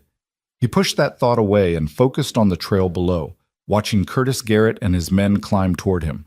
They were moving more cautiously now, having seen Jonas and Evelyn disappear into the rocks, knowing they were walking into a potential ambush. Smart of them. Made Jonas's job harder. When the lead man was about 50 yards away, Jonas shouted down to them, "That's far enough. Come any closer, and I start shooting." The men stopped, spreading out along the trail. Curtis Garrett pushed forward through them, standing in plain view, his arrogance or confidence making him careless. "Hale," he called up. "This is pointless. You're trapped up there, and we've got you outnumbered. Give us the woman, and you can walk away from this. I've got no quarrel with you." "The woman's not mine to give," Jonas shouted back. "She's her own person, and she doesn't want to go with you, so I guess we're at an impasse." Curtis laughed, the sound carrying clear in the thin mountain air. "An impasse? That's one word for it. Here's another word. Dead. You're dead, Hale, and so is she. You're just delaying the inevitable. So let me make you one last offer. Send her down now, and I'll let you live. Hell, I'll even pay you for your trouble. Say, $100 for keeping her safe this past week. That's fair, isn't it?" Jonas didn't bother responding. Curtis was stalling, giving his men time to spread out to flank Jonas's position. Jonas caught movement on his left, 2 men trying to circle around through the rocks. He fired twice, fast, not trying for killing shots, but making them dive for cover and stopping their advance. "Guess that's a no," Curtis shouted. "All right then, we do this the hard way. Boys, take them. Take." The shooting started in earnest then, a ragged volley from the men below. Bullets struck the rock Jonas sheltered behind, sending chips of stone flying. He returned fire methodically, making every shot count, forcing the attackers to keep their heads down. From upslope, he heard the crack of the Henry rifle. Evelyn was shooting too, and from the sound of it, hitting what she aimed at. Jonas allowed himself a grim smile. She'd learned well. The firefight settled into a pattern. The attackers advancing when they thought they had covering fire, Jonas and Evelyn driving them back whenever they got too close. Minutes stretched into an hour. Jonas's ammunition dwindled, 4 rounds left in the Colt, 6 in his belt, and the attackers weren't giving up. Worse, they were learning. 3 men had worked their way around to Jonas's right, using a ravine he couldn't see into for cover. By the time Jonas spotted them, they were almost on top of his position. He fired his last 4 rounds in rapid succession, hitting 1 man in the shoulder and driving the other 2 back, then rolled away from his cover position as a return fire chewed up the rock where he'd been. His revolver was empty now, no time to reload. Jonas drew his knife and prepared to fight hand to hand if necessary. But before the attackers could close in, the Henry rifle cracked 3 times from Evelyn's position, fast and accurate. The 2 remaining flankers went down, one clutching his leg, the other not moving. Jonas used the respite to reload the Colt with shaking hands, his last 6 cartridges sliding into the cylinder. 6 shots left. Against how many men? He'd counted at least 3 down, wounded or dead, but that left 9 still active. 9 against 2, and Jonas didn't know how much ammunition Evelyn had left. "Jonas!" Her voice carried down from the rocks, tight with fear. "I'm almost out. Maybe 4 rounds left." 4 rounds. 6 in his pistol.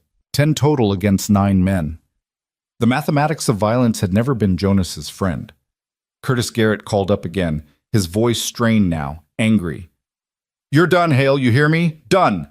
My men are circling behind you right now. In 5 minutes you'll be surrounded. Last chance, surrender and live." Jonas looked at his position, at the terrain around him, and realized Curtis was right. There was no escape from here. The men were moving into position to surround them, and once that happened, it was over. He'd failed. After everything, the river rescue, the week of protection, the dangerous flight through the mountains, he'd failed to keep Evelyn safe. The rage that thought sparked in him was cold and focused. If he was going to die here, at least he could take Curtis Garrett with him. At least that bastard wouldn't get to claim Evelyn as property, wouldn't get to use and abuse her the way he'd planned. Jonas stood up from cover, fully exposed, and aimed his Colt directly at Curtis Garrett's chest. "You want her?" he shouted. "Come and take her yourself, you coward! Stop hiding behind your men and face me!" For a moment, everything went silent. Curtis stared up at Jonas, clearly not expecting this. Then, slowly, a smile spread across his face. "You know what?" Curtis called back. "I think I will." He started climbing toward Jonas, his own pistol drawn, his men holding their fire. This was going to be a duel then. Old-fashioned, stupid, and probably exactly what Curtis wanted, a chance to kill Jonas personally, to make an example of him. Jonas waited, his Colt steady, watching Curtis climb. 40 yards. 30. 25. Within accurate range now for both of them. They fired simultaneously. Jonas felt the bullet hit him before he heard the shot, a punch of impact in his left side just below the ribs, spinning him partially around. But he saw Curtis stagger too, saw blood bloom on the man's shoulder. Both hit, neither down. Jonas raised his pistol for a second shot, but his hand was shaking now, weakness spreading through his left side where Curtis's bullet had found him. He fired anyway, missed. Curtis fired back, and this round took Jonas in the chest, high on the right side. And suddenly Jonas was on his knees, not sure how he'd gotten there. He heard Evelyn screaming his name, heard the crack of the Henry rifle as she fired her last rounds, trying to cover him, heard Curtis Garrett's triumphant laugh as he advanced for the killing shot. Jonas tried to raise the Colt one more time, but his arm wouldn't obey. The pistol fell from nerveless fingers. He looked up at Curtis, standing over him now, pistol aimed at Jonas's head. "Should have taken my offer," Curtis said. "Should have walked away." "Go to hell," Jonas managed, blood on his lips. Curtis's finger tightened on the trigger. The shot that rang out didn't come from Curtis's pistol. It came from farther down the mountain, from behind Curtis's men, and it was followed immediately by a volley of rifle fire that sent the attackers diving for cover. Jonas, fading fast from blood loss, tried to understand what was happening. Through dimming vision, he saw riders emerging from the tree line below, a dozen men at least, all armed, all shooting at Curtis's crew. And at their head, Jonas recognized Sheriff Tom Miller, his face grim and determined. The firefight lasted maybe 2 minutes, Curtis's men realizing they were caught between 2 forces and choosing survival over loyalty. They scattered, running back down the mountain, leaving their wounded behind.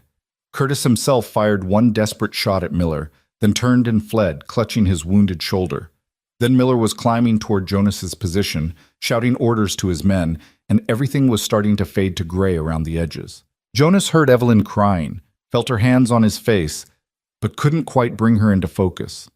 "Stay with me," she was saying, her voice breaking. "Jonas, please, stay with me. Don't you dare die. Don't you dare." "Sorry," Jonas whispered. though he wasn't sure what he was apologizing for. For getting shot, maybe. For failing to protect her properly. For... The world went dark. Jonas woke to pain that felt like fire spreading through his chest and side, each breath a fresh agony that made him want to stop breathing altogether. But underneath the pain was warmth, blankets piled on top of him, a fire crackling somewhere nearby, and most surprising of all, a hand holding his, small and cool and trembling slightly. He forced his eyes open, blinking against light that seemed too bright. The ceiling above him was rough wood, unfamiliar. Not his cabin, not the cave. Somewhere else entirely. Jonas? Evelyn's face swam into view above him, pale and exhausted but alive, so blessedly alive. Oh God, you're awake, you're actually awake. Jonas tried to speak, but his throat was too dry. Evelyn seemed to understand, reaching for a cup of water and helping him drink, supporting his head with surprising strength. The water was cold and sweet, and the best thing Jonas had ever tasted. Where, he managed, his voice barely a rasp. Clearwater, Sheriff Miller's house. You've been unconscious for 3 days. Evelyn set down the cup, her hand returning immediately to grip his. The doctor said you lost so much blood it was a miracle you survived the trip down the mountain. He dug 2 bullets out of you, Jonas. 2. You should be dead. Jonas thought about that, about lying on that mountain with Curtis Garrett standing over him, about the darkness that had swallowed him whole.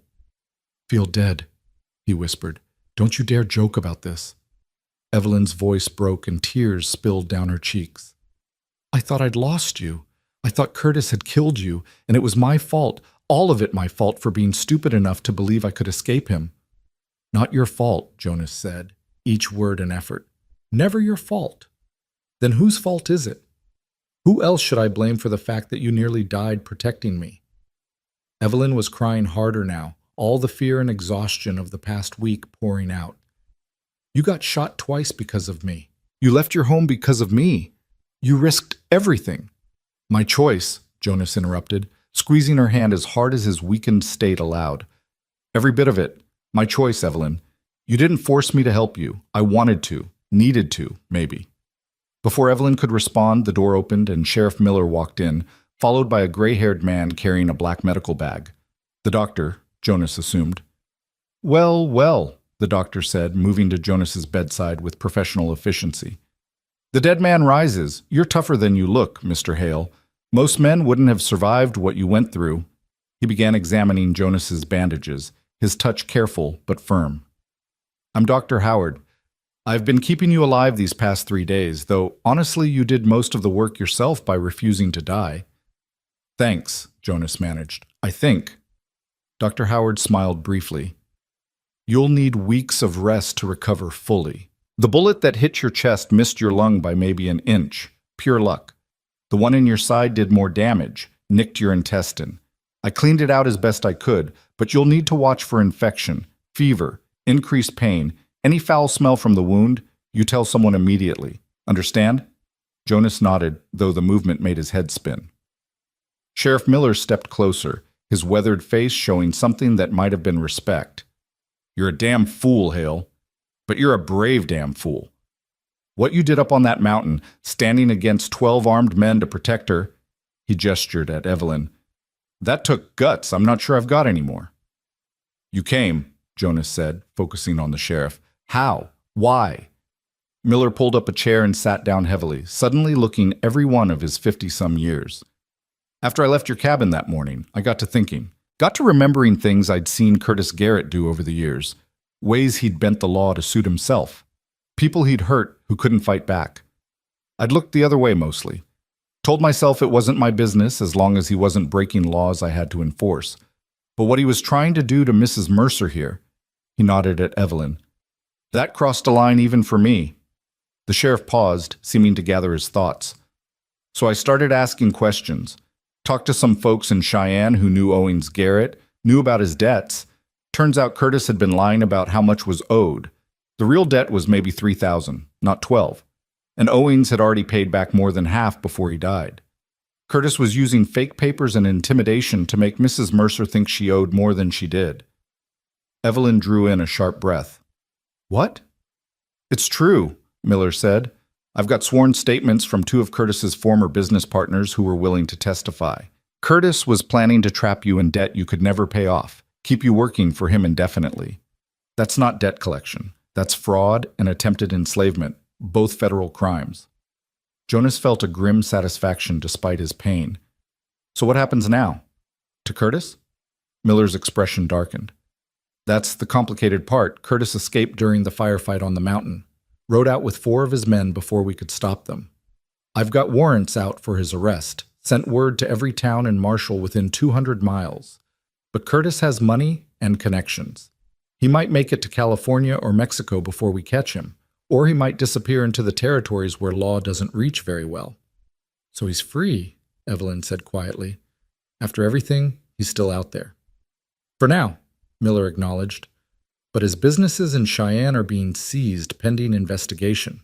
His reputation is ruined, word spread about what he tried to do, and even folks who looked the other way before are calling for justice now. And most important, the sheriff looked directly at Evelyn. You're legally clear. The territorial judge reviewed the evidence and declared all of Curtis's debt claims against you null and void. You don't owe him or anyone else a single penny. You're free, Mrs. Mercer. Evelyn swayed slightly, and Jonas thought for a moment she might faint. Dr. Howard moved to steady her, guiding her back into her chair. Free, she whispered. I'm actually free. Yes, ma'am, Miller said. And more than that, Curtis won't dare come after you now. He does. He'll be arrested on sight. The law's on your side for once. Jonas watched emotions play across Evelyn's face, disbelief giving way to hope, hope mixing with relief, and underneath it all, a joy so profound it made her seem to glow. She turned to Jonas, her eyes bright with tears again, but happy tears this time. Did you hear that? I'm free. We're safe. Curtis can't touch us anymore. Heard it, Jonas said, managing a weak smile despite the pain. Told you we'd figure something out. You got shot twice, Evelyn pointed out. That's not figuring something out. That's nearly dying. But I didn't die. That's what counts. Dr. Howard cleared his throat. Speaking of which, my patient needs rest. Lots of it. You can visit later, Mrs. Mercer, but for now Mr. Hale needs to sleep and heal. Sheriff, if you'll escort the lady out. Evelyn looked like she wanted to protest, but Jonas squeezed her hand. Go, he said softly. Get some rest yourself. You look exhausted. I'm not leaving you, Evelyn said firmly. Not after everything. I'll rest in the chair here, and if Dr. Howard tries to make me leave, I'll... You'll what? Dr. Howard asked, amused. Fight an old man, Mrs. Mercer? I've seen how you've been caring for Mr. Hale these past 3 days. Barely eating, never sleeping, refusing to leave his side. You're no good to him if you collapse from exhaustion. Now go get a proper meal and a proper night's sleep in the room Sheriff Miller has prepared for you. That's a doctor's orders, not a request. Evelyn looked between Jonas and the doctor, clearly torn. Finally, Jonas said, Please, for me. I'll still be here when you wake up. I promise. That seemed to decide her. Evelyn leaned down, pressed a gentle kiss to Jonas's forehead, a gesture so tender it made his chest ache in a way that had nothing to do with bullet wounds, and then let Sheriff Miller guide her out of the room. Once they were alone, Dr. Howard began checking Jonas's bandages again, his movements practiced and efficient. She's been by your side constantly, he said conversationally. Wouldn't eat, wouldn't sleep, just sat there holding your hand and talking to you. Telling you stories, begging you to wake up, promising you all manner of things if you just open your eyes. What kind of things? Jonas asked, curious despite his exhaustion. Oh, the usual desperate promises people make to the unconscious. That she'd never forgive you if you died. That she'd haunt you into the afterlife if you left her alone. That you were the best man she'd ever known, and she'd be damned if she'd let you die before she could tell you that to your face. Dr. Howard smiled slightly. She loves you, Mr. Hale, in case you were wondering. Jonas didn't know what to say to that. The idea seemed impossible. They'd known each other barely 2 weeks, and most of that had been spent in fear and flight. But then he thought about the way Evelyn had looked at him, the way she'd held his hand just now, the kiss on his forehead. Maybe love wasn't about time. Maybe it was about shared survival, about seeing someone at their worst and choosing to stay anyway. I barely know her, Jonas said finally, and yet you nearly died for her. Interesting that. Dr. Howard finished with the bandages and stepped back. My advice, Mr. Hale, for what it's worth from an old man who's seen a lot of life. Don't waste time questioning why you feel what you feel. War taught you to live in the moment, didn't it? To value the people who matter while you still have them? Well, that woman matters. Anyone with eyes can see it. So when you're healed up and strong again, you tell her so. Life's too short for regrets. The doctor left after that, and Jonas was alone with his thoughts and his pain. He drifted in and out of consciousness, dreams mixing with memories. Rebecca's face overlapping with Evelyn's, the roar of the Wind River becoming the sound of artillery at Gettysburg, Curtis Garrett's pistol firing again and again in an endless loop.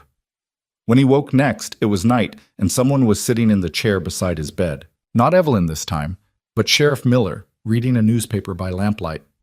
"Sheriff," Jonas said, his voice stronger now, "thought you'd gone home." Miller set down the paper. "Did go home, came back. Wanted to talk to you without Mrs. Mercer present. She's asleep finally, over at the boarding house. Took Mrs. Miller bringing her soup and practically forcing it down her throat, but she finally ate and went to bed." "What did you want to talk about?" Miller leaned forward, his expression serious. "Curtis Garrett. I meant what I said about the warrants and the investigation, but I also know men like Curtis don't give up easy, especially when they've been publicly humiliated. Even if we catch him and put him in prison, he's got friends and family who might come looking for revenge. Against you, against Mrs. Mercer, against anyone who helped bring him down." Jonas absorbed this, unsurprised. "You're saying we're not safe?" "Not really. I'm saying you need to be careful. Maybe consider moving, starting fresh somewhere. Curtis's influence doesn't reach. California, maybe, or Oregon. Somewhere far enough away that his reach can't find you." Miller paused. "I can help with that if you want. I've got connections, friends, in other territories who could help you and Mrs. Mercer start over." "Why are you helping us?" Jonas asked. "You didn't have to come up that mountain, didn't have to risk your life and your men's lives for strangers." Miller was quiet for a long moment. "I had a daughter once," he said finally, "about Mrs. Mercer's age. She married a man who seemed good on the surface but turned mean behind closed doors. Beat her, controlled her, made her life hell. She came to me for help, and I—" He stopped, pain crossing his face. "I told her marriage was sacred, told her to go home and try harder to be a good wife. 3 months later, her husband killed her in a drunken rage."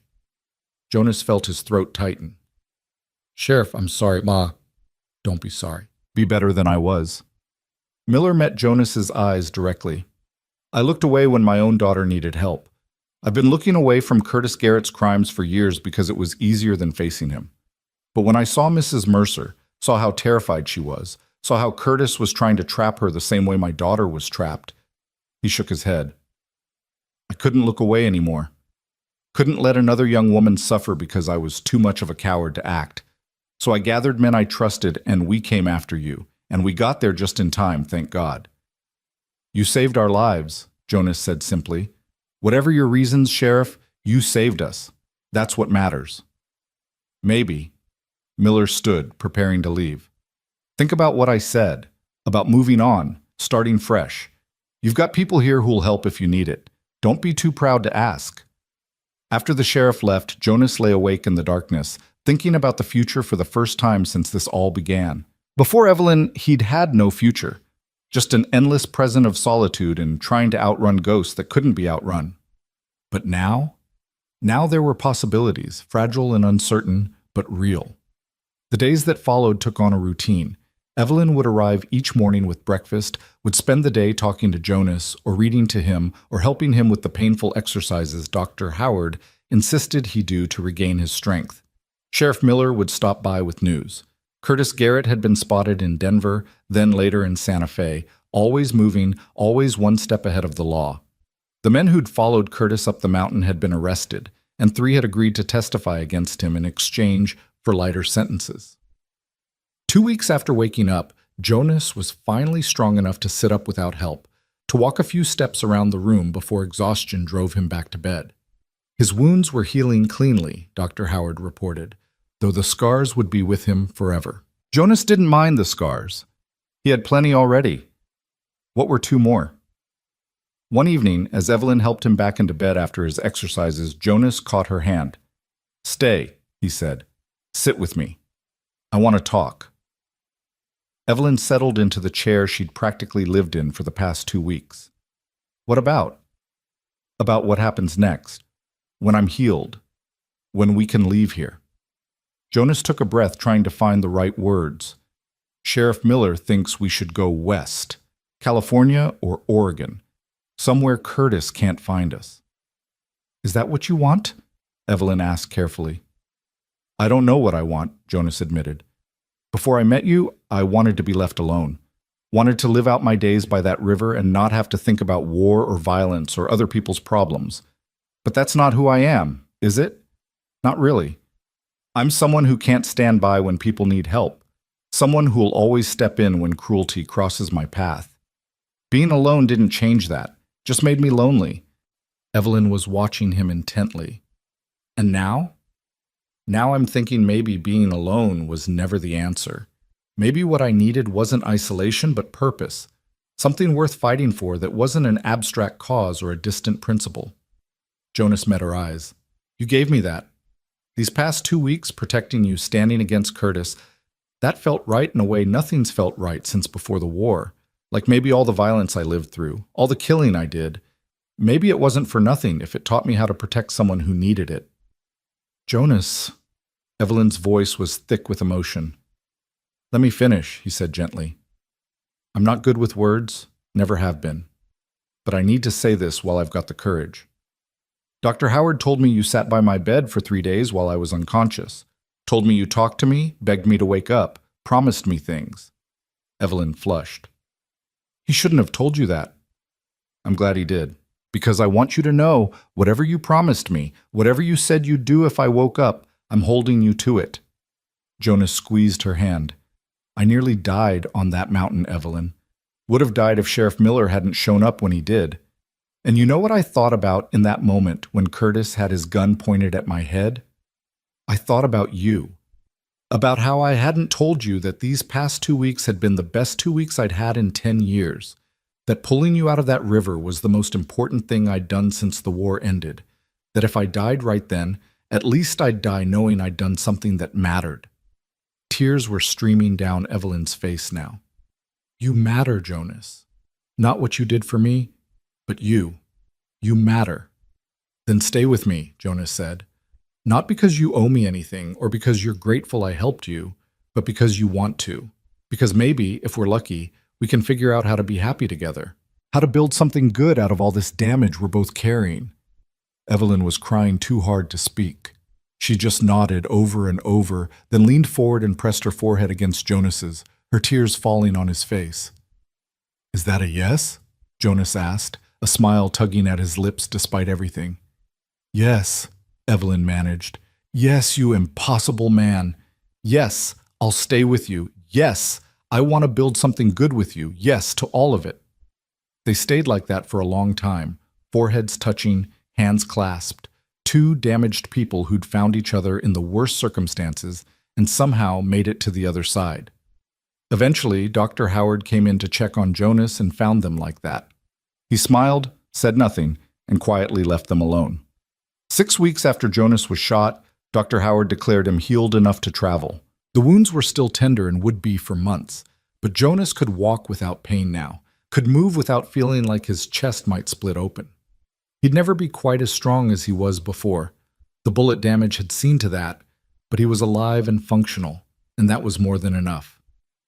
Sheriff Miller arranged for a wagon to take them west, driven by a deputy who had family in California and was heading that direction anyway. The morning they were scheduled to leave, Jonas stood on the main street of Clearwater, looking around at the little town he'd visited monthly for supplies but never really known. Evelyn stood beside him, wearing a new dress that Mrs. Miller had insisted on buying for her hair pinned up properly for the first time since Jonas had pulled her from the river. She looked different like this, civilized, refined, but Jonas found he missed the wild-haired, desperate woman who'd fought so hard to stay alive. That woman was still in there somewhere, he knew, just hidden under the dress and manners that society demanded. "Ready?" the deputy called from the wagon. "Almost," Jonas said. He had one more thing to do. He walked to the small church at the edge of town, Evelyn following with a curious expression. Inside, they found Reverend Thompson preparing for Sunday services. "Mr. Hale, Mrs. Mercer," the Reverend greeted them. "I heard you were leaving today. Come to say goodbye?" "Come to ask a favor," Jonas said. "Can you marry us?" "Right now, before we leave?" Evelyn gasped. "Jonas, what?" Jonas turned to her, taking both her hands. "I know it's sudden. I know we should probably wait. Do this properly with a real ceremony and witnesses and all that. But I also know that life's too short and too uncertain to wait for perfect timing. I nearly died without telling you how I feel. I'm not making that mistake again. So I'm asking you right here, right now, Evelyn Mercer, will you marry me?" Evelyn was crying again. She'd been doing that a lot lately, happy tears instead of desperate ones.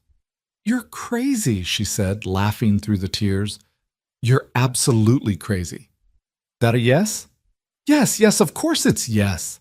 She threw her arms around him, careful of his healing wounds, and kissed him properly for the first time, a kiss that tasted like tears and hope and the promise of a future neither of them had believed possible 2 months ago.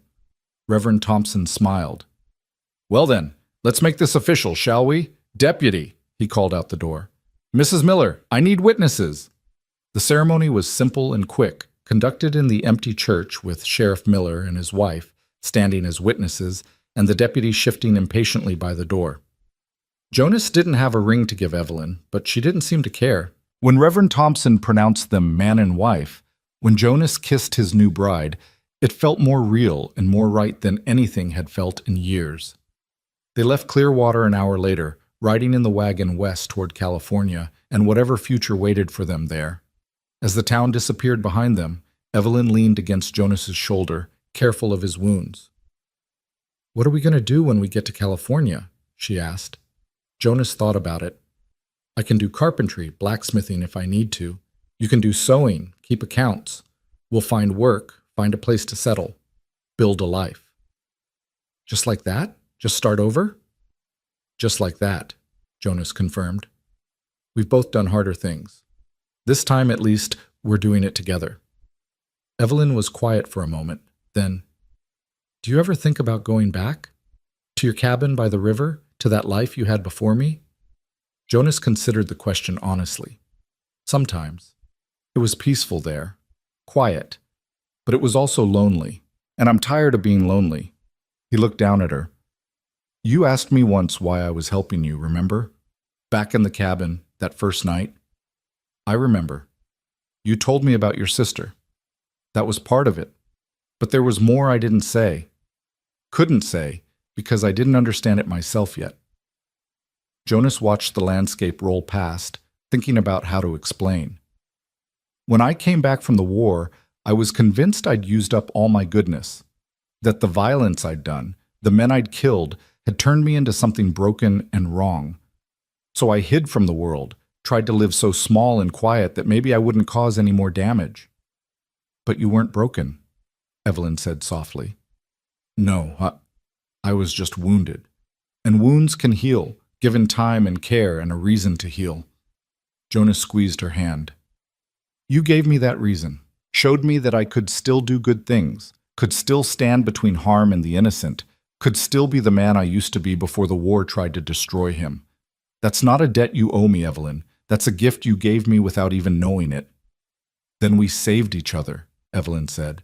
"You pulled me out of the river, and I pulled you out of your isolation. That seems fair." Jonas smiled. "That seems more than fair. That seems like the beginning of something good."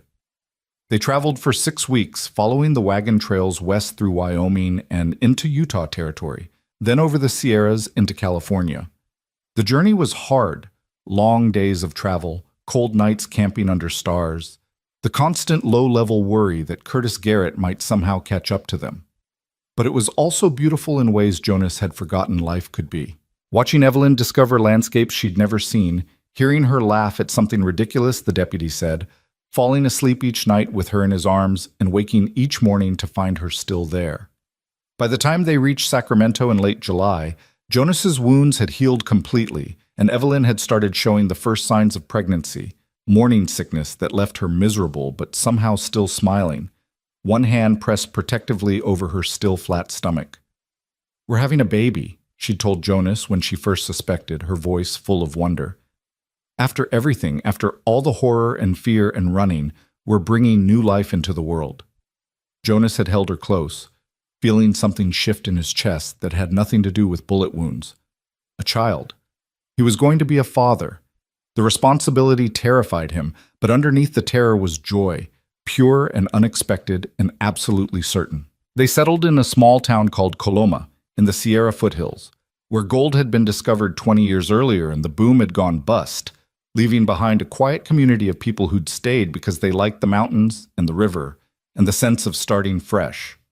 Jonas found work as a carpenter, helping rebuild the church that had burned down the previous winter.